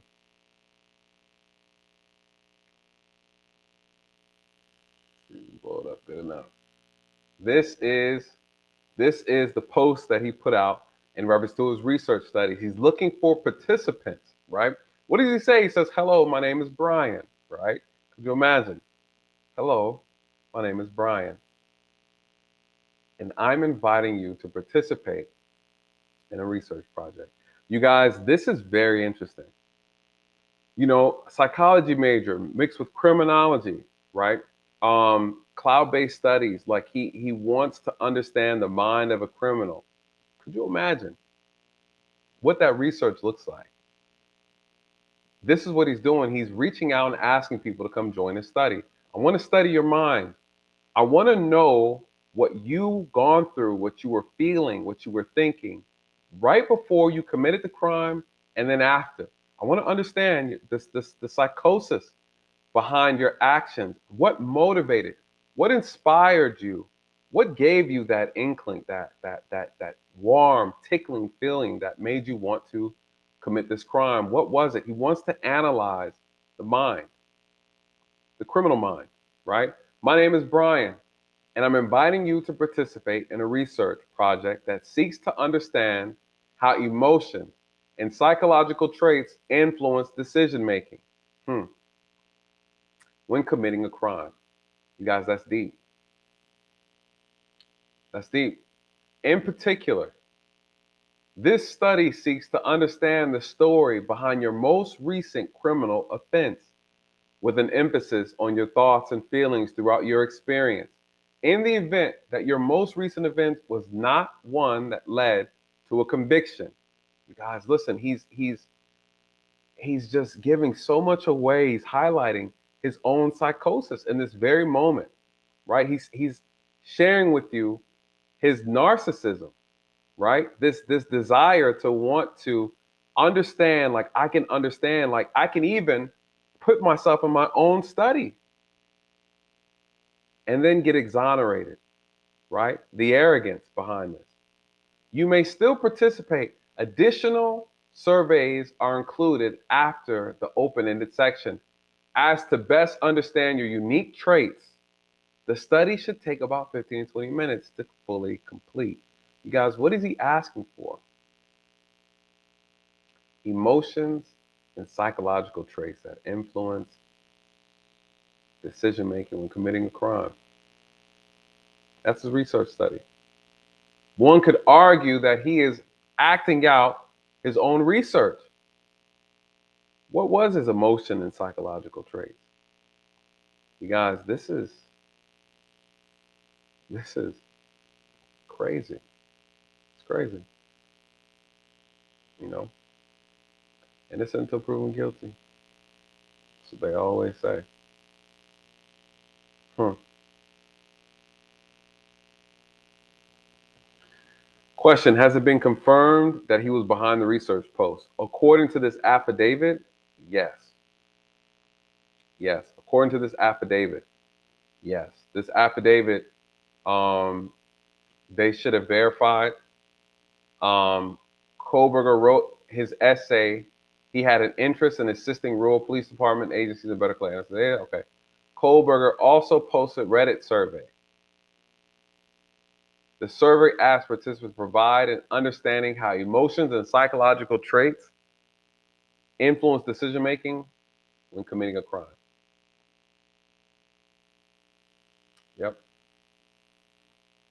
So this section right here talks about the cellular. They got a search warrant to get access to the cellular data that's close to the incident location from the time of November 13th, 3 a.m. to 5 a.m. Um, Once they conducted that search, you got to put a search. You got to get a search warrant for that information. Um, Once you put that information out there, the phone company sends you back whatever you're asking for. And according to the affidavit, when they looked around the time of 3 a.m. to 5 a.m. with his cell phone, they noticed that he actually cut the phone off. Right, so they weren't able to identify whether or not he was actually physically in that area of the crime with his phone. But what they did find out that he cut his phone off and then cut his phone back on after the time frame when the murders happened. Not only that, they also did a second query, right?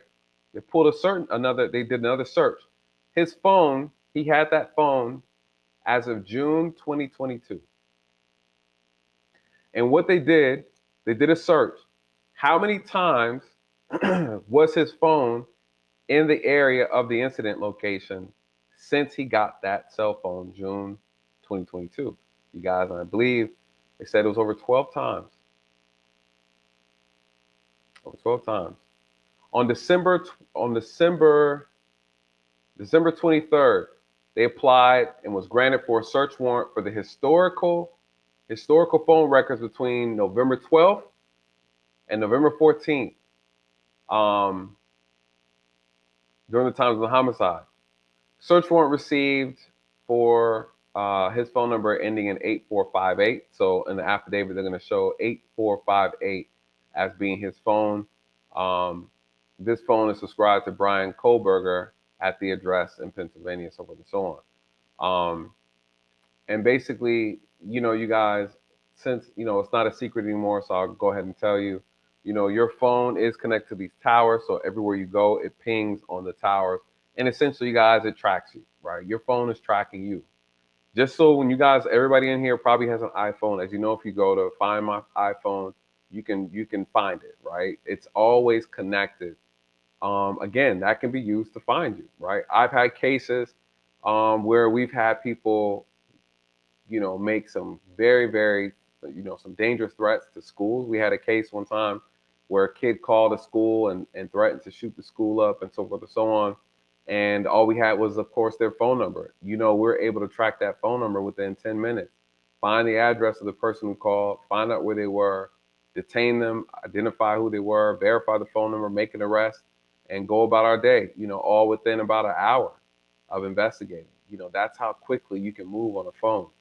And so, in a situation like this, where you have a quadruple homicide, listen, I had another case where it was a domestic case.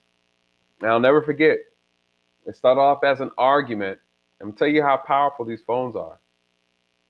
It started off as an argument, as domestic between boyfriend and girlfriend. And the neighbors. The neighbors are the one who called the police first. So we were already on our way, right? In reference to hearing, couples fighting, they said, oh, they're always fighting. So this is routine thing, right? So we're on our way. On my way there, we get a second phone call saying that a person was shot. So then we're like, what? What's going on? So of course we're speeding up. We're speeding up. We get to the scene. I show up. There's a guy laying on his back with a shotgun wound to his chest, right? He's struggling to breathe. The family's around, everybody's crying, everybody's screaming and saying, hey, the suspect went out. He went out the back door, went out the back door. Of course, obviously, we're confused. But guess what? The partner shows up. I know for a fact this guy's over with. There's nothing we can do for him. He took a shotgun, point blank range to the chest. He's done. The last moments of him breathing is when I showed up. Nothing you can do. Absolutely nothing you can do. My partner and I, we get together and we start doing a search. We start locking off the area about 2-block radius. We try to cut it off and then start closing in on the search because the suspect was on foot. We're searching, guns out. It's nighttime, right? Pitch black outside. All we have is our flashlights. And we're walking, combing through the neighborhood, combing through bushes. Mind you, it's dark. You can't see. We have canine officers en route. What do? Right? You're looking for someone who just killed somebody in the moment. We're talking fresh. We're combing through. Guess what? We find the shotgun that he used to shoot and kill the man with. Find that. We hold the scene. Set up some crime scene tape, right? Everything's locked off. Can't move. We tried our best, could not find him that night. Can't find him. So we run it back and we start investigating, right? We're looking in, we're asking questions. What happened? What's going on, right? Mind you, forgot all about the domestic. The domestic violence call was actually across the hallway from the house where the suspect was shot and killed. I mean, the victim was shot and killed. Confusing. Well, come to find out, the domestic violence case and the person shot across the hall, this is an apartment community. So just basically right across the hall, right across the neighbor, across from the domestic house, the person was shot. These two cases were related. So upon further investigation, you guys, we start breaking everything down, asking questions. This is what ended up happening. The girlfriend and boyfriend live across the hall from where the victim died. They get into fights all the time, according to the witnesses across the hall. The boyfriend's always beating on the girlfriend, constantly assaulting her, right? They're saying she would walk around, come outside, she'd have bruises on her face, bruises on her neck all the time. Police are always coming out trying to deal with them. Got to the point where they would try not to call, right? The victim wouldn't call because she was afraid. I showed up, I'm looking at the victim now. She has a giant knot on her head, on her forehead. It's purple. She's extremely fair skinned, black girl. And it was purple. She had a bruise on her rib, which was kind of black. Her lip was lacerated on the inside. Then she had 2 bite marks on her forearm. Okay. I asked her, I said, what did he hit you with? Like his fist. He hit me with his fist. So we're interviewing her, trying to get an idea of what happened. Well, she said he was beating her so bad that she fled the house, banged on the neighbor's door, and asked if they can call the police because he took her phone. All right, he took her phone. And so during the time of them initially fighting, one of the neighbors upstairs had called the police, which is what we're on our way to. And then we come up and we show that someone was shot and dead, right? She bangs on the door. The homeowner across the hall opens the door and lets her in and then tries to call the police again, right?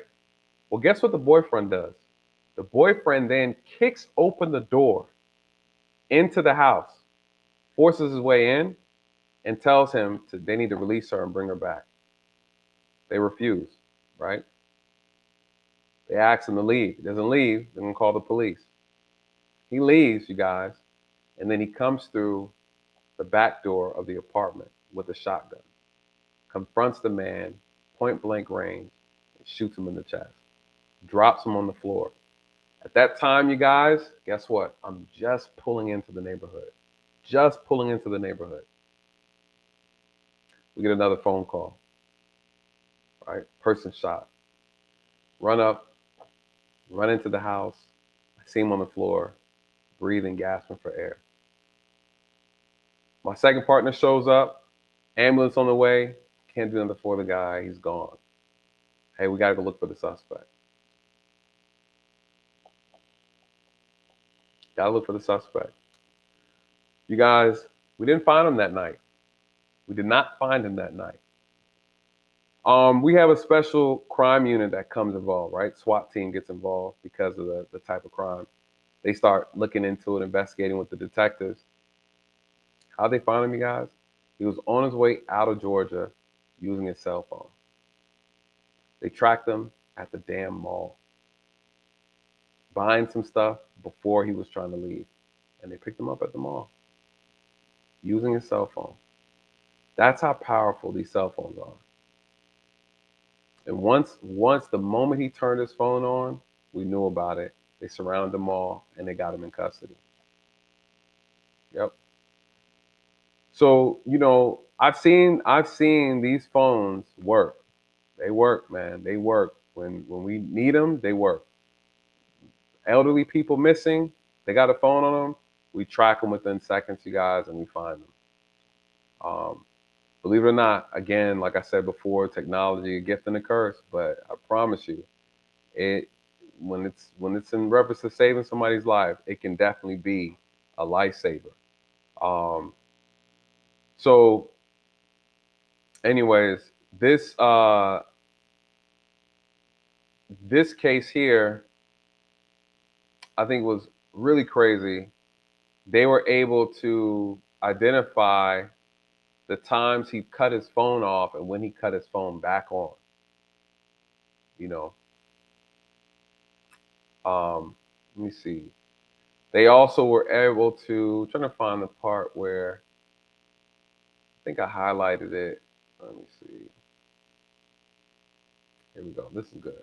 They tracked the phone movements, and this map right here shows you the pathway he took, um, how his phone pinged from the incident location back to I want to say, what was this? Investigators found that the phone did connect to a cell phone tower that provides service in Moscow November 14th. Investigators do not believe phone was in Moscow on that date. Phone was not connected by any tower. Um, yeah, they did a great job. They basically have all of his phone data records that just suggest, he was in proximity.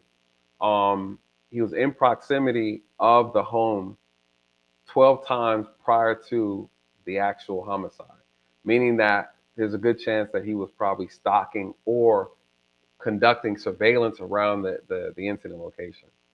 Um, so, they really put this together. Let me see. Trying to see what else is on there. Yeah, this is the part about the phone. So, uh, June 2022 to present, the time period authorized by the court. The record shows that the phone shows utilization cellular resources provided a coverage area at the incident location at least 12 occasions prior to November 13th. All occasions except for once occurred late evening and early morning hours in their respective days. One of those occasions on August 21st, phone utilized resource tower 10:30 p.m. to 11:30 p.m. at approximately 11:37. Um, so basically, there's reason to believe that again he was in that, investigating that home, looking at the home, or maybe spying on them, or stalking the girls, or whatever he was doing. That shows that he was in the immediate area of the incident location around that time. Um, So let's talk about the DNA. I think that's the last most important part. How did they do it? So at this point in time, you guys, they have some strong evidence that's connecting him, right? And if we run it back, what they have the DNA on the sheath of the knife that they were able to pull out. Now, they didn't know it was him based on the DNA. I'm going to tell you how they figured it out with this piece right here. How did they figure out he was a person of interest? His vehicle leaving the scene, all they had was a white vehicle. Then, when they pulled all the camera surveillance footage, they said, okay, we're confident that this white vehicle is involved. Then the investigator at Washington State University did a query search on white Elantras um, that are on this college campus, and they found a match. They looked at the guy. He matched the description, physical description that was given by the witness of the suspect who was in the house, who never called the police, right? And then they said, okay, let's look at his cell phone record and see if we can put him in proximity of the crime using his cell phone. When they did a search warrant on his cell phone number, they found that he cut his cell phone off during the times of the murder and then cut it back on after the murder, right? And if you track the trajectory, or I would say the direction his vehicle took, get to and from, it matches based on the cell towers, right? So that's how they did that. Then they searched his phone history, location history, all the way back from when his phone was first established back in June 2022. They found out that in 12 different times, he has been near the actual incident location prior to November 13th. So they are like, okay, this guy is a very strong lead. Okay, but we don't have any DNA to put him on the scene. We do have DNA at the scene from this knife, but there's no way for us to get DNA on him because he's not in custody and he's never been arrested. How do we find out who he is? How do we match him? How do we match his DNA, you guys? What they do, they went to his house. They went to his father's house all the way in Pennsylvania. And what they do, you guys, genius. Genius. They went through the trash can of his family's home. That's outside the trash. You discard trash outside your house, there's no expectation of privacy. Anybody and their mama can go through your trash. You guys, listen when I tell you. I don't put any DNA in the trash can. I flush it down the toilet. All right, all jokes aside, all jokes aside. How'd they get his DNA? They didn't get his DNA, they got his daddy's DNA, right? Let me tell you how smooth this was, right? What does the affidavit say? Check this out. They wanted to tie in one last thing. They wanted to tie in one last thing. On December 27, Pennsylvania agents recovered the trash from the Kohberger's family residence located in Albertsville, Pennsylvania. That evidence was sent to the Idaho State Lab for testing. December 28th, the Idaho State Lab reported that the DNA profile obtained from the trash and the DNA profile obtained from the sheath identified a male as not being excluded as a biological father suspect profile. Um, from my understanding, you guys, what did they just do? This is what they call genealogy testing. Something similar to getting a paternity test, right? Similar.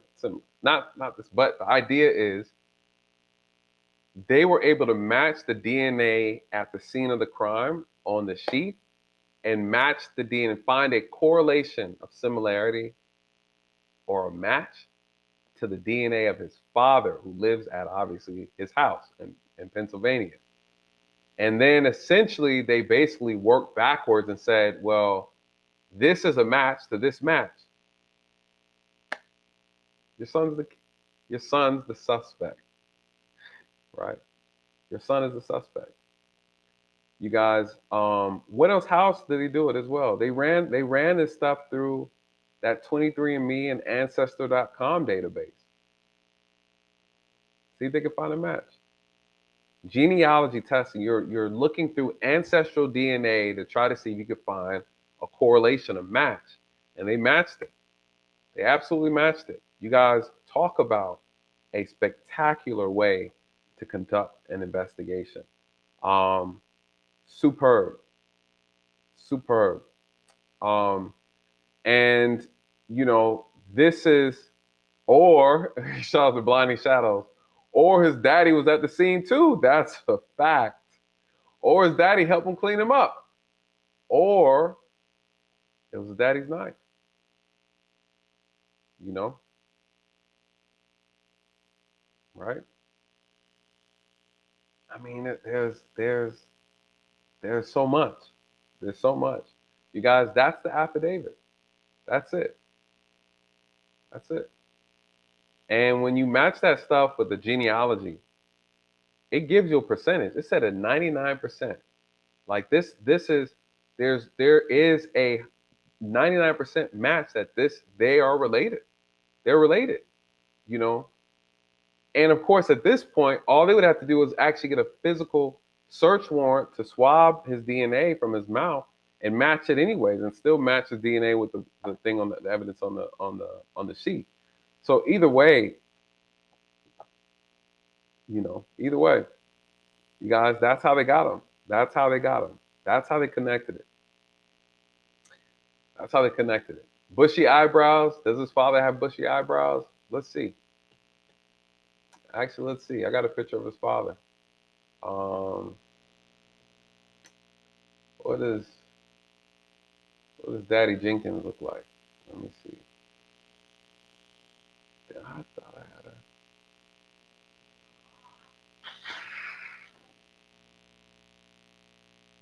What do I do with that picture? I thought I had a picture of his father. Um, hmm, must have deleted it. Why I keep all this stuff? Anyways, yeah, I know I got a picture of his dad. I think from is it here? Has to be on here. Oh no, that's not a good picture. Yeah, that's him, but that's not a good picture. It's from the body camera footage. It's not a good picture. You guys, that's the thing. What are your thoughts? Any questions? Any questions? Any questions? Any questions? You guys know how we do it. Put a Q in front of the chat, in front of your questions. Put a Q in front of your questions. Let's get some questions going. I'm so curious if you guys have any questions reference to the investigation. That is the affidavit, man. It's well put together. The investigation unfolded very smoothly. Tragic, tragic. Is he the offender? We know he's a suspect. He's a strong suspect. Is he the is he the person? Is he the killer? Is he the killer? I think that's the next question. Is he the killer? Let's bring the questions in. Let's bring the questions in. Is he the killer? Um, you know how we do? Please put a Q in front of the question so I can bring it up. Is this guy the killer? Based on that information, you guys, do you think he killed him? Mm. Do you think he killed them? Question. Was he driving his father around in PA when the police stopped him? No. Hold on. Yeah. He was driving his father. The father was in the passenger seat and they're driving back to Pennsylvania. Yep. Yep. Two things. What could his counter argument be? What could his defense be? Uh, you know, they could say it wasn't his knife. You know, say the knife. What if he had? I'm gonna tell you how these things play out sometimes. You have situations where people are like, well, you know, I have a report where my home or my car was broken into and my knife was in my car. You guys, boom, you're cutting out, you're taking away the most important evidence in your case. Could you imagine? That's a powerful defense. Mm. Why do I say that? The knife, the DNA on the knife is good. It's only as good as a person's alibi. It's only as good as your defense. If he has a good defense, you guys, that knife doesn't mean anything. Then you don't have any, the case is over with. Because outside of the knife, what do they have? They have his car going back and forth in an area that he lives at. He lives over there, right? It's not like he lives, his school is 10 minutes away from their school. He lives over there. He lives over there.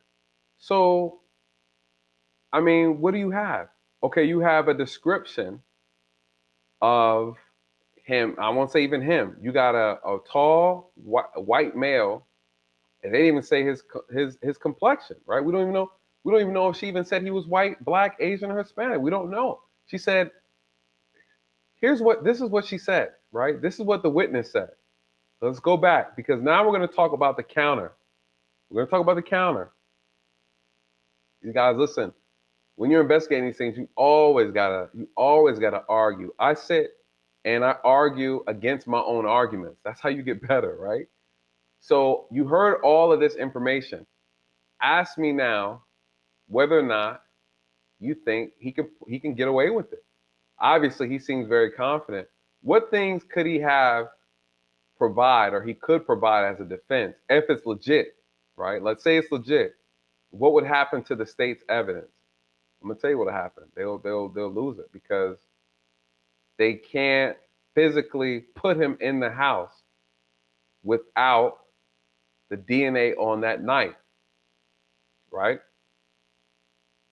All right. This is what she stated. This is their evidence, right? This is her statement about who she observed.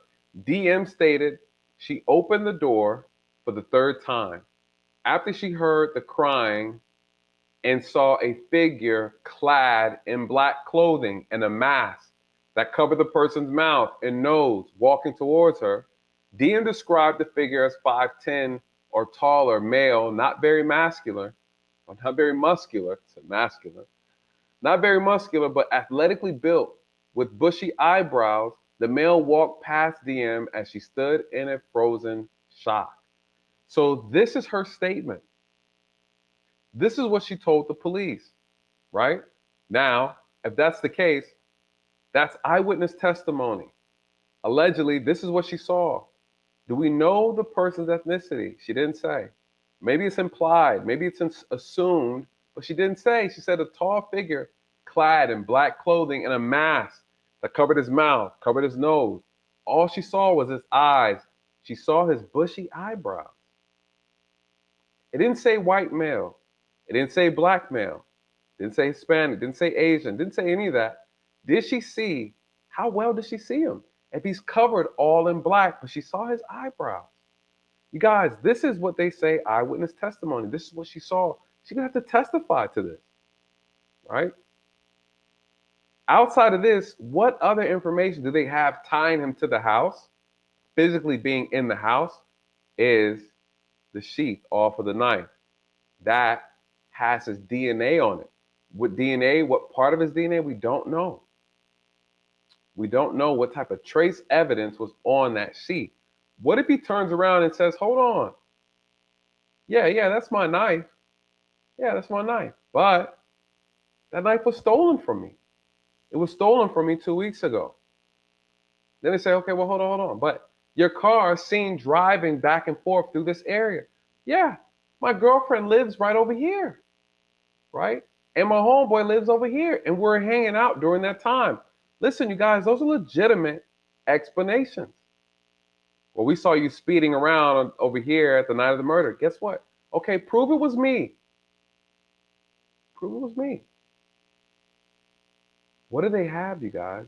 If they're not careful, I'm telling you, it's not what you know, it's what you can prove. What if that knife was stolen? What if the knife was stolen? What if someone steals your gun and commits a murder with it? They run the serial numbers, the gun's left at the scene, they come at your house and they say, hey, we found your gun at the murder scene. You're like, hold on, I didn't murder nobody. Guess what you have to do? You got to prove that you weren't even over there. How do you prove it? You better have an alibi. You better have an alibi. You don't think stuff like that happens? You know how many cases we run? Someone's like, hey, your car was at the scene of a murder. Hey, I wasn't driving the car that day. Okay, who was? Um, my boyfriend was. He's this, and this. Okay. You guys, if it doesn't check out, guess what? Thank you. All this stuff is circumstantial evidence. Circumstantial evidence. Dangerous game. Listen, people have been convicted on circumstantial evidence, and people have gotten off because of circumstantial evidence. Beyond a reasonable doubt. Now, there's some strong reasonable doubt in this case. I'm not gonna lie. But if he just so happened to have some good explanations, you guys, he's gonna walk.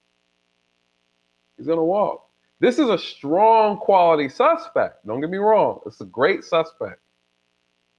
But we've yet to see if he's the offender. Yet to see if he's an offender. Question: what logical, reasonable explanation could there be for her not calling the cops? Her entire response to this situation is unnaturally odd. Oh yeah. Oh yeah, very odd. Um, it could be a lot of different things. Either she's an imbecile. For her to say she was in fear and frozen, a person came in with a mask and was completely in black, and she heard crying, she heard all type of things, and then therefore not even checking on said roommate, not even calling the police. There's a good chance that he probably didn't even kill anybody yet, right? She went back in the room, locked the door, or she's an accessory. She's either an accessory or an imbecile, or she's just oblivious, or she's making it up. Because you know everybody got killed but them, right? Everybody got killed but them. I told you guys on the original stream that that's evidence within itself. You have four people who got killed. There's a problem with that. What makes this case difficult is because you potentially have four different motives, right? You might be able to explain the motive for one, but you can't explain the motive for the other. There's four victims. That's potentially four different motives. Then you have two victims in the house that didn't get killed, but they were there during the time. This lets you know that this was a targeted attack, that this was intentional. This was absolutely intentional. There's a reason for it. So then the question would be, is there a reason for why they are alive? You know.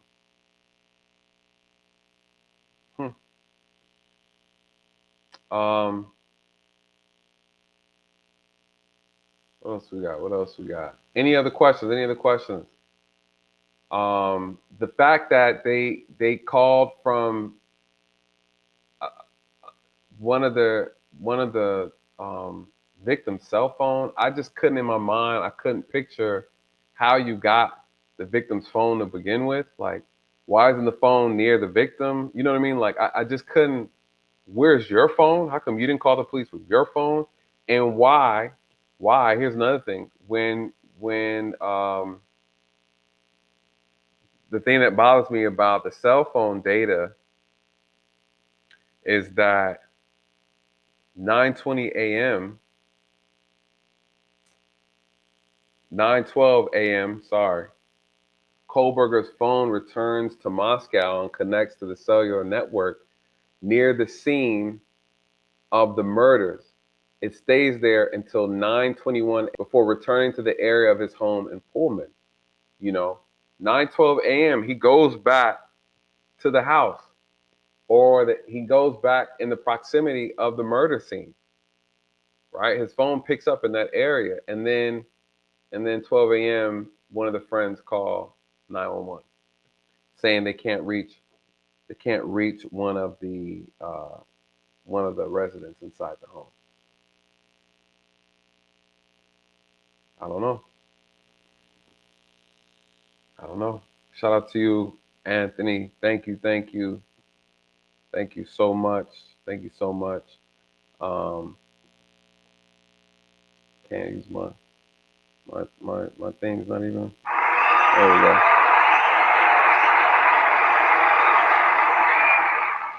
Thank you so much for this $10 super chat. I really, really appreciate it. So thanks, Nathan. Good work. Yes, I appreciate that. This case, when I tell you, I was just waiting, waiting, waiting, waiting. I've been following. Really curious to see how this is put together. I mean, again, the officers did, everybody involved, investigators did an amazing job. Um, really curious about this. I feel like that there's more to this, of course, that meets the eye. And I don't know, not blaming anybody else, but I'm very disappointed in if what she's saying is true about how she responded. Um, you know, that's very disappointing. Very, very disappointing. Um, very disappointing. So yeah, this time frame is interesting. I don't know what to make of that. Um, very small window to commit 4 murders with a knife, right? With a knife.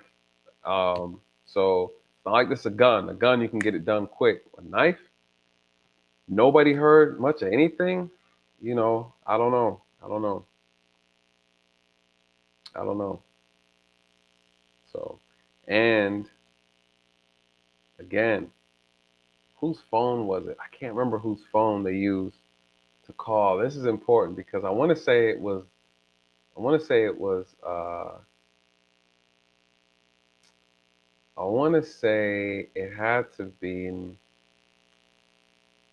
It Ethan's phone or Xana's phone? It might have been Xana. I think it's Xana's phone. Um, Let me look. Whose phone?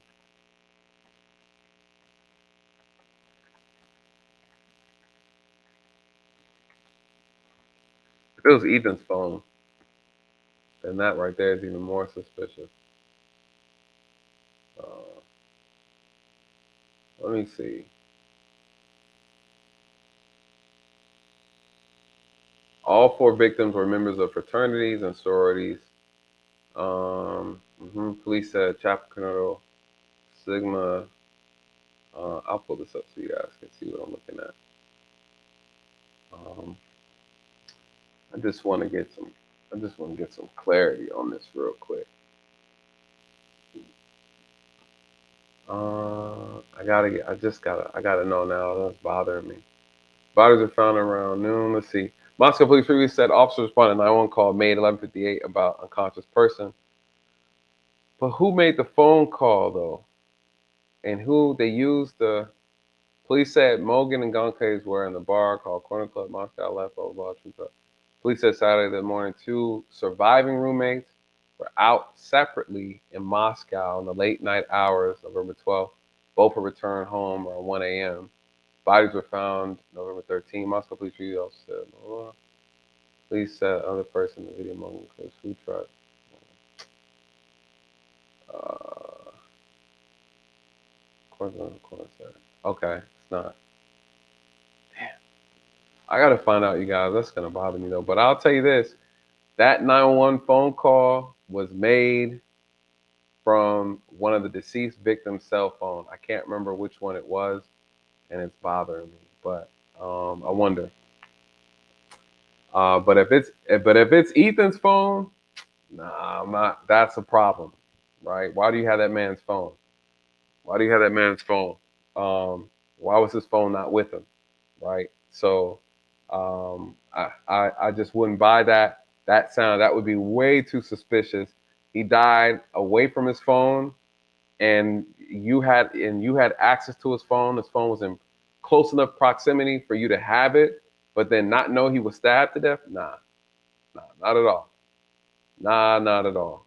So, um, I'm very curious about that. I gotta dive into that. I'm so now it's gonna bother me, but I don't want to take time to try to look through all that now. I thought I wrote it down because I thought it was interesting that they called from one of the. I just that never made sense to me. They called from the victim's phone, called the police. So I don't know. And they all got cell phones. So anyways, any questions, you guys? We're gonna shut it down. Um, any questions? Any questions before we close out? Anybody have any questions? I know the affidavit was long. I know it was a lot to cover, but very, very well detailed um, affidavit. Yeah, yeah, blinding shadows. Now you talking about talk. That's what I'm talking about. First thing I thought about was honestly when I heard it, I was like, that sounds like some cult. That sounds like some cult behavior going on up in there with a knife. With a knife? Nah, that's different. That's different. You know, that's different. Sound very ritualistic, um, and it sounded very. No, let me not say that.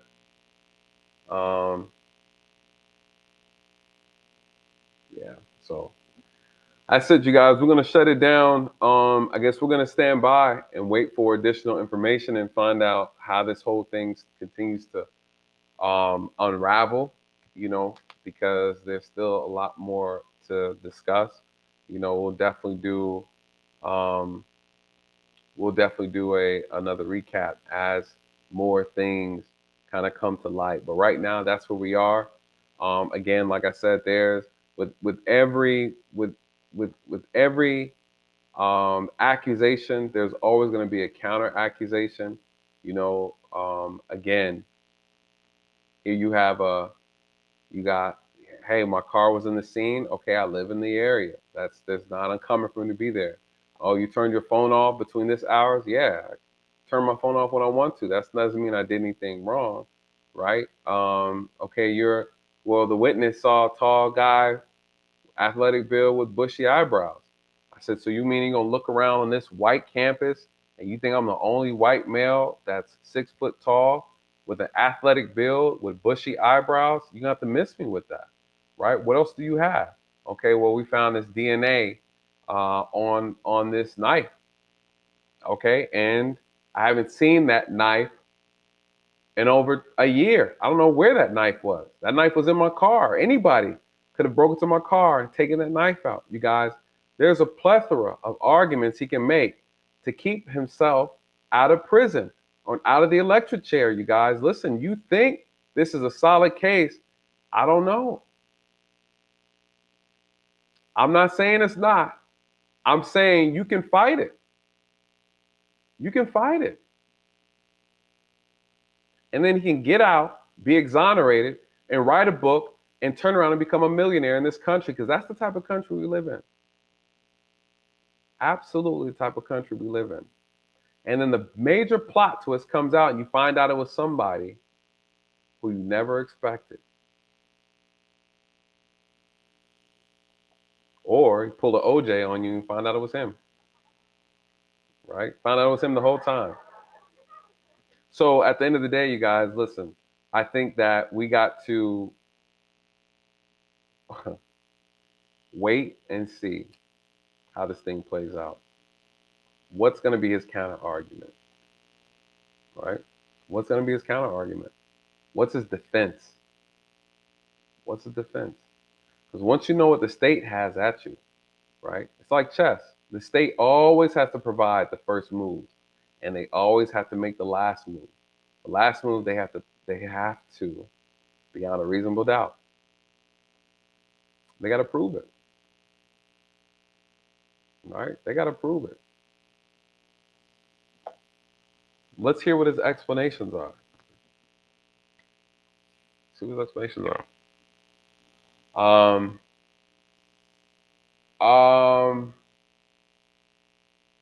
Questions. What are the chances there's more evidence that haven't let known? I doubt it. I doubt it. You know why? Because the the chief gave it away. I think the police chief gave it away. He said, if anybody knows, when they first identified him as a suspect, the chief messed up talking too much. He said, hey, if anybody knows anything about this guy, please let us know, right? Yep. Yeah. He get a good attorney. He get one of these attorneys out here. Listen, attorneys don't work for nobody but themselves. you get a he gonna get a top-notch attorney to represent him just to make a name for themselves. Guys, he'll probably beat this case. You know, the right, assuming, not saying beat the case as he not the suspect, just saying that if these are charges brought against him, okay, well let's hear the defense. Is there a reasonable explanation to why a knife with your DNA, a sheath, was at the scene? Is it planted? What if it's planted?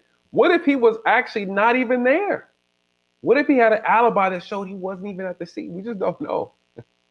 People would be completely mind blown, you guys. Completely. They'd be like, what? They'd be like, no, he's actually here. All right. Listen, I've seen it.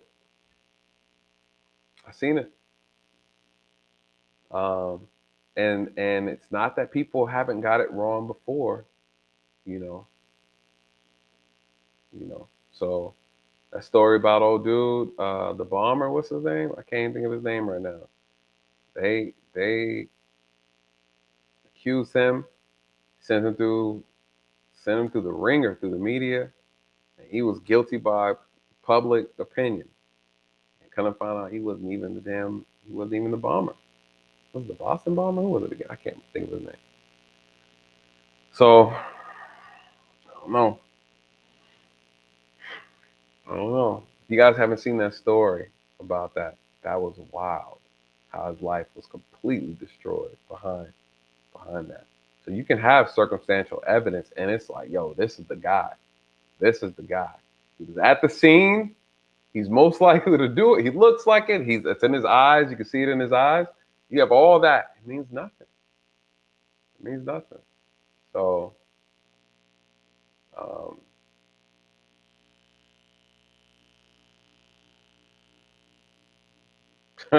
yeah, this is true too. This can go both ways, right? Um, this is great. Uh, Jalen, how you pronounce? Jalen says you could argue that it was too sloppy for it to be him. He had too much info on how to avoid being caught.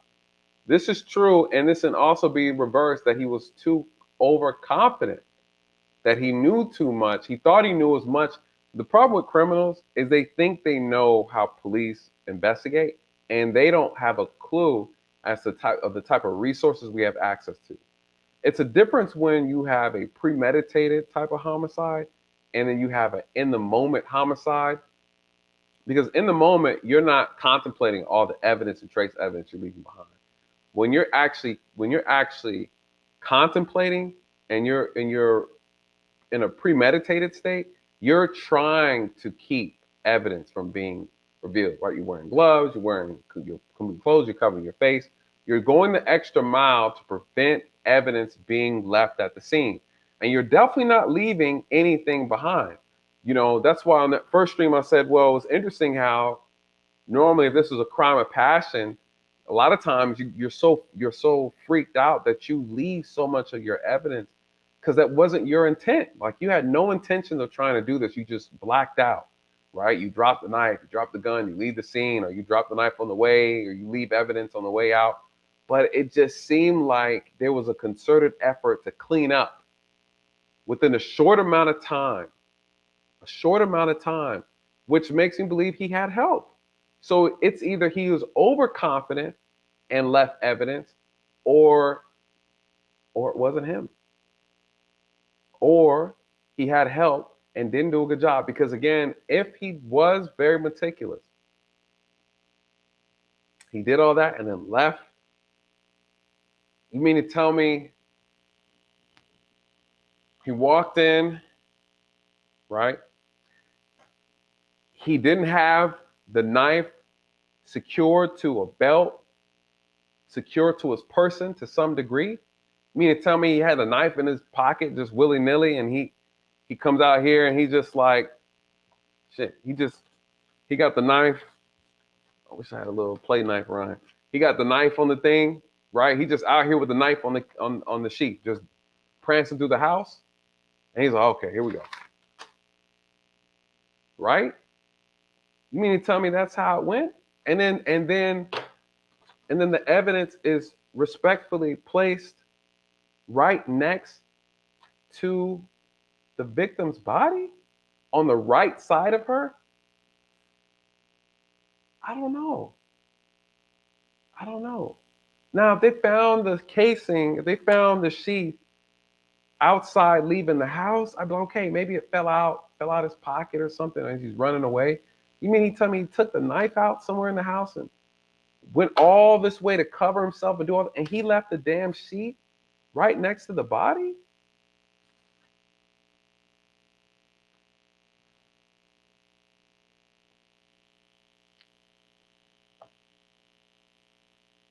And then the eyewitness says bushy eyebrows but doesn't call the police? What if he comes back and says, hey, guess what? I was stalking them. I was a stalker. They knew I was stalking her. I was obsessed with, but I didn't kill them. I didn't kill them. Somebody's framing me. What if he came back and said that? Oh, whoa, whoa, whoa, whoa, whoa, whoa, whoa. Listen, I may have peeped through the window, but I ain't kill nobody. I didn't do that. Mm-mm. I didn't do that. What about the knife? I mean, I have it in my car for protection, but I didn't even know it was gone. It was taken. I didn't even know, you know, someone must have went in and stole my knife.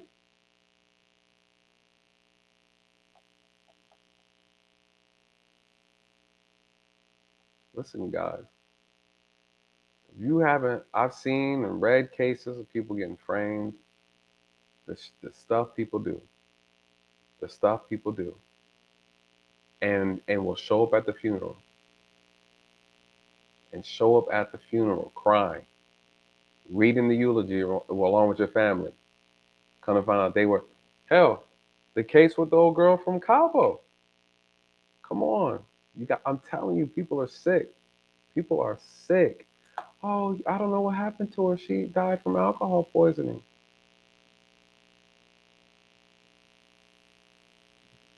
There's some sick people out here. So you just don't know, man. I'm curious to know. He could be a complete psychopath. He could completely not be the killer. He could be the killer. He could be the killer along with some other killers. I mean, come on, you guys. Like this stuff is real. Stuff is real.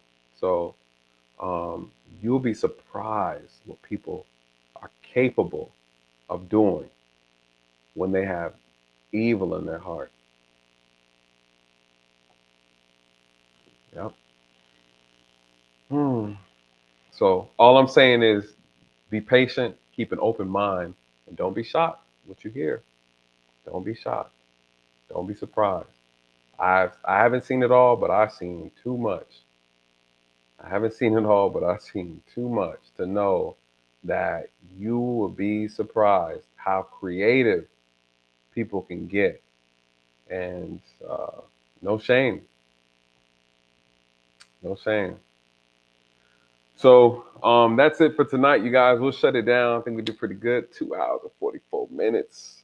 Um, whew. Um, hmm, I don't know. We'll see. We'll see. We'll see. We'll see. We'll see. So stay tuned. I guess we'll just wait how this thing unfolds. We'll do another stream once like something substantial comes out. Right now, he'll have to go and do his. I think he has to do his preliminary hearing. I guess. I think. I don't know if they did that yet. But he's back in Idaho, as you guys know. So just gotta wait and see how everything else unfolds. Other than that, I'm heading out. Any questions? Any last questions? Speak now, or throw your questions in the comment section after the video is posted, you guys, and I will definitely respond. And then we'll just have to wait and see. Um, yeah, like look how I can't believe how close the food delivery time to the murder is. Assuming we have the right time of the murder, right? There's a good chance, unless the driver physically saw them. I believe initially what I thought that they were already killed way before then, and um, that would mean because I believe, based on how they didn't say anything about evidence or whatever that they had, I assume that he cleaned himself up inside the house, right? I believe he was already either in the house, lying wait. After the murder, he cleaned himself up and was able to, get up out of there. I don't know. I don't know. The timeline doesn't make sense. So it doesn't make sense for him to have done it by himself. It makes sense. It doesn't make sense. It doesn't make sense if he was alone. For me, it doesn't. Not with a knife. Four people and a man. Mm. But it's not impossible. You're a ninja, right? I don't know. Doors are locked, right? You know, so there's that. They stated that each of the roommates' doors had locks on them. What kind of locks? I mean, we're not privy to that information, but they are lockable. Some said you had to have a PIN code to get in. I mean, shit. I mean, come on. I'm So we'll see. Yeah, this is gonna be interesting. Thank you, guys. Listen, thank you so much for joining us here tonight for this conversation, you guys. Let's stay tuned. Thank you so much to all those who supported tonight. Thank you so much to my members. I really appreciate you guys. Thank you to my moderators. You guys are amazing. I will be working on this equipment because I got all this cool equipment. So I'm still getting the feel of it, the sound effects. I gotta get some better speakers. I mean, that's the little humming sound y'all are actually looking at. So I'm definitely gonna work on that. And other than that, you guys, that's it. Happy New Year's again. Let's hope you guys had a great New Year's. I guess we're starting the year off on the new foot again. Let's see what this year brings us. A lot of new content coming up as well. So again, you guys, thank you so much for your constant support. I really appreciate you. Please like, comment, share. And with that, let these truths find you where the lies have left you. Good night and God bless.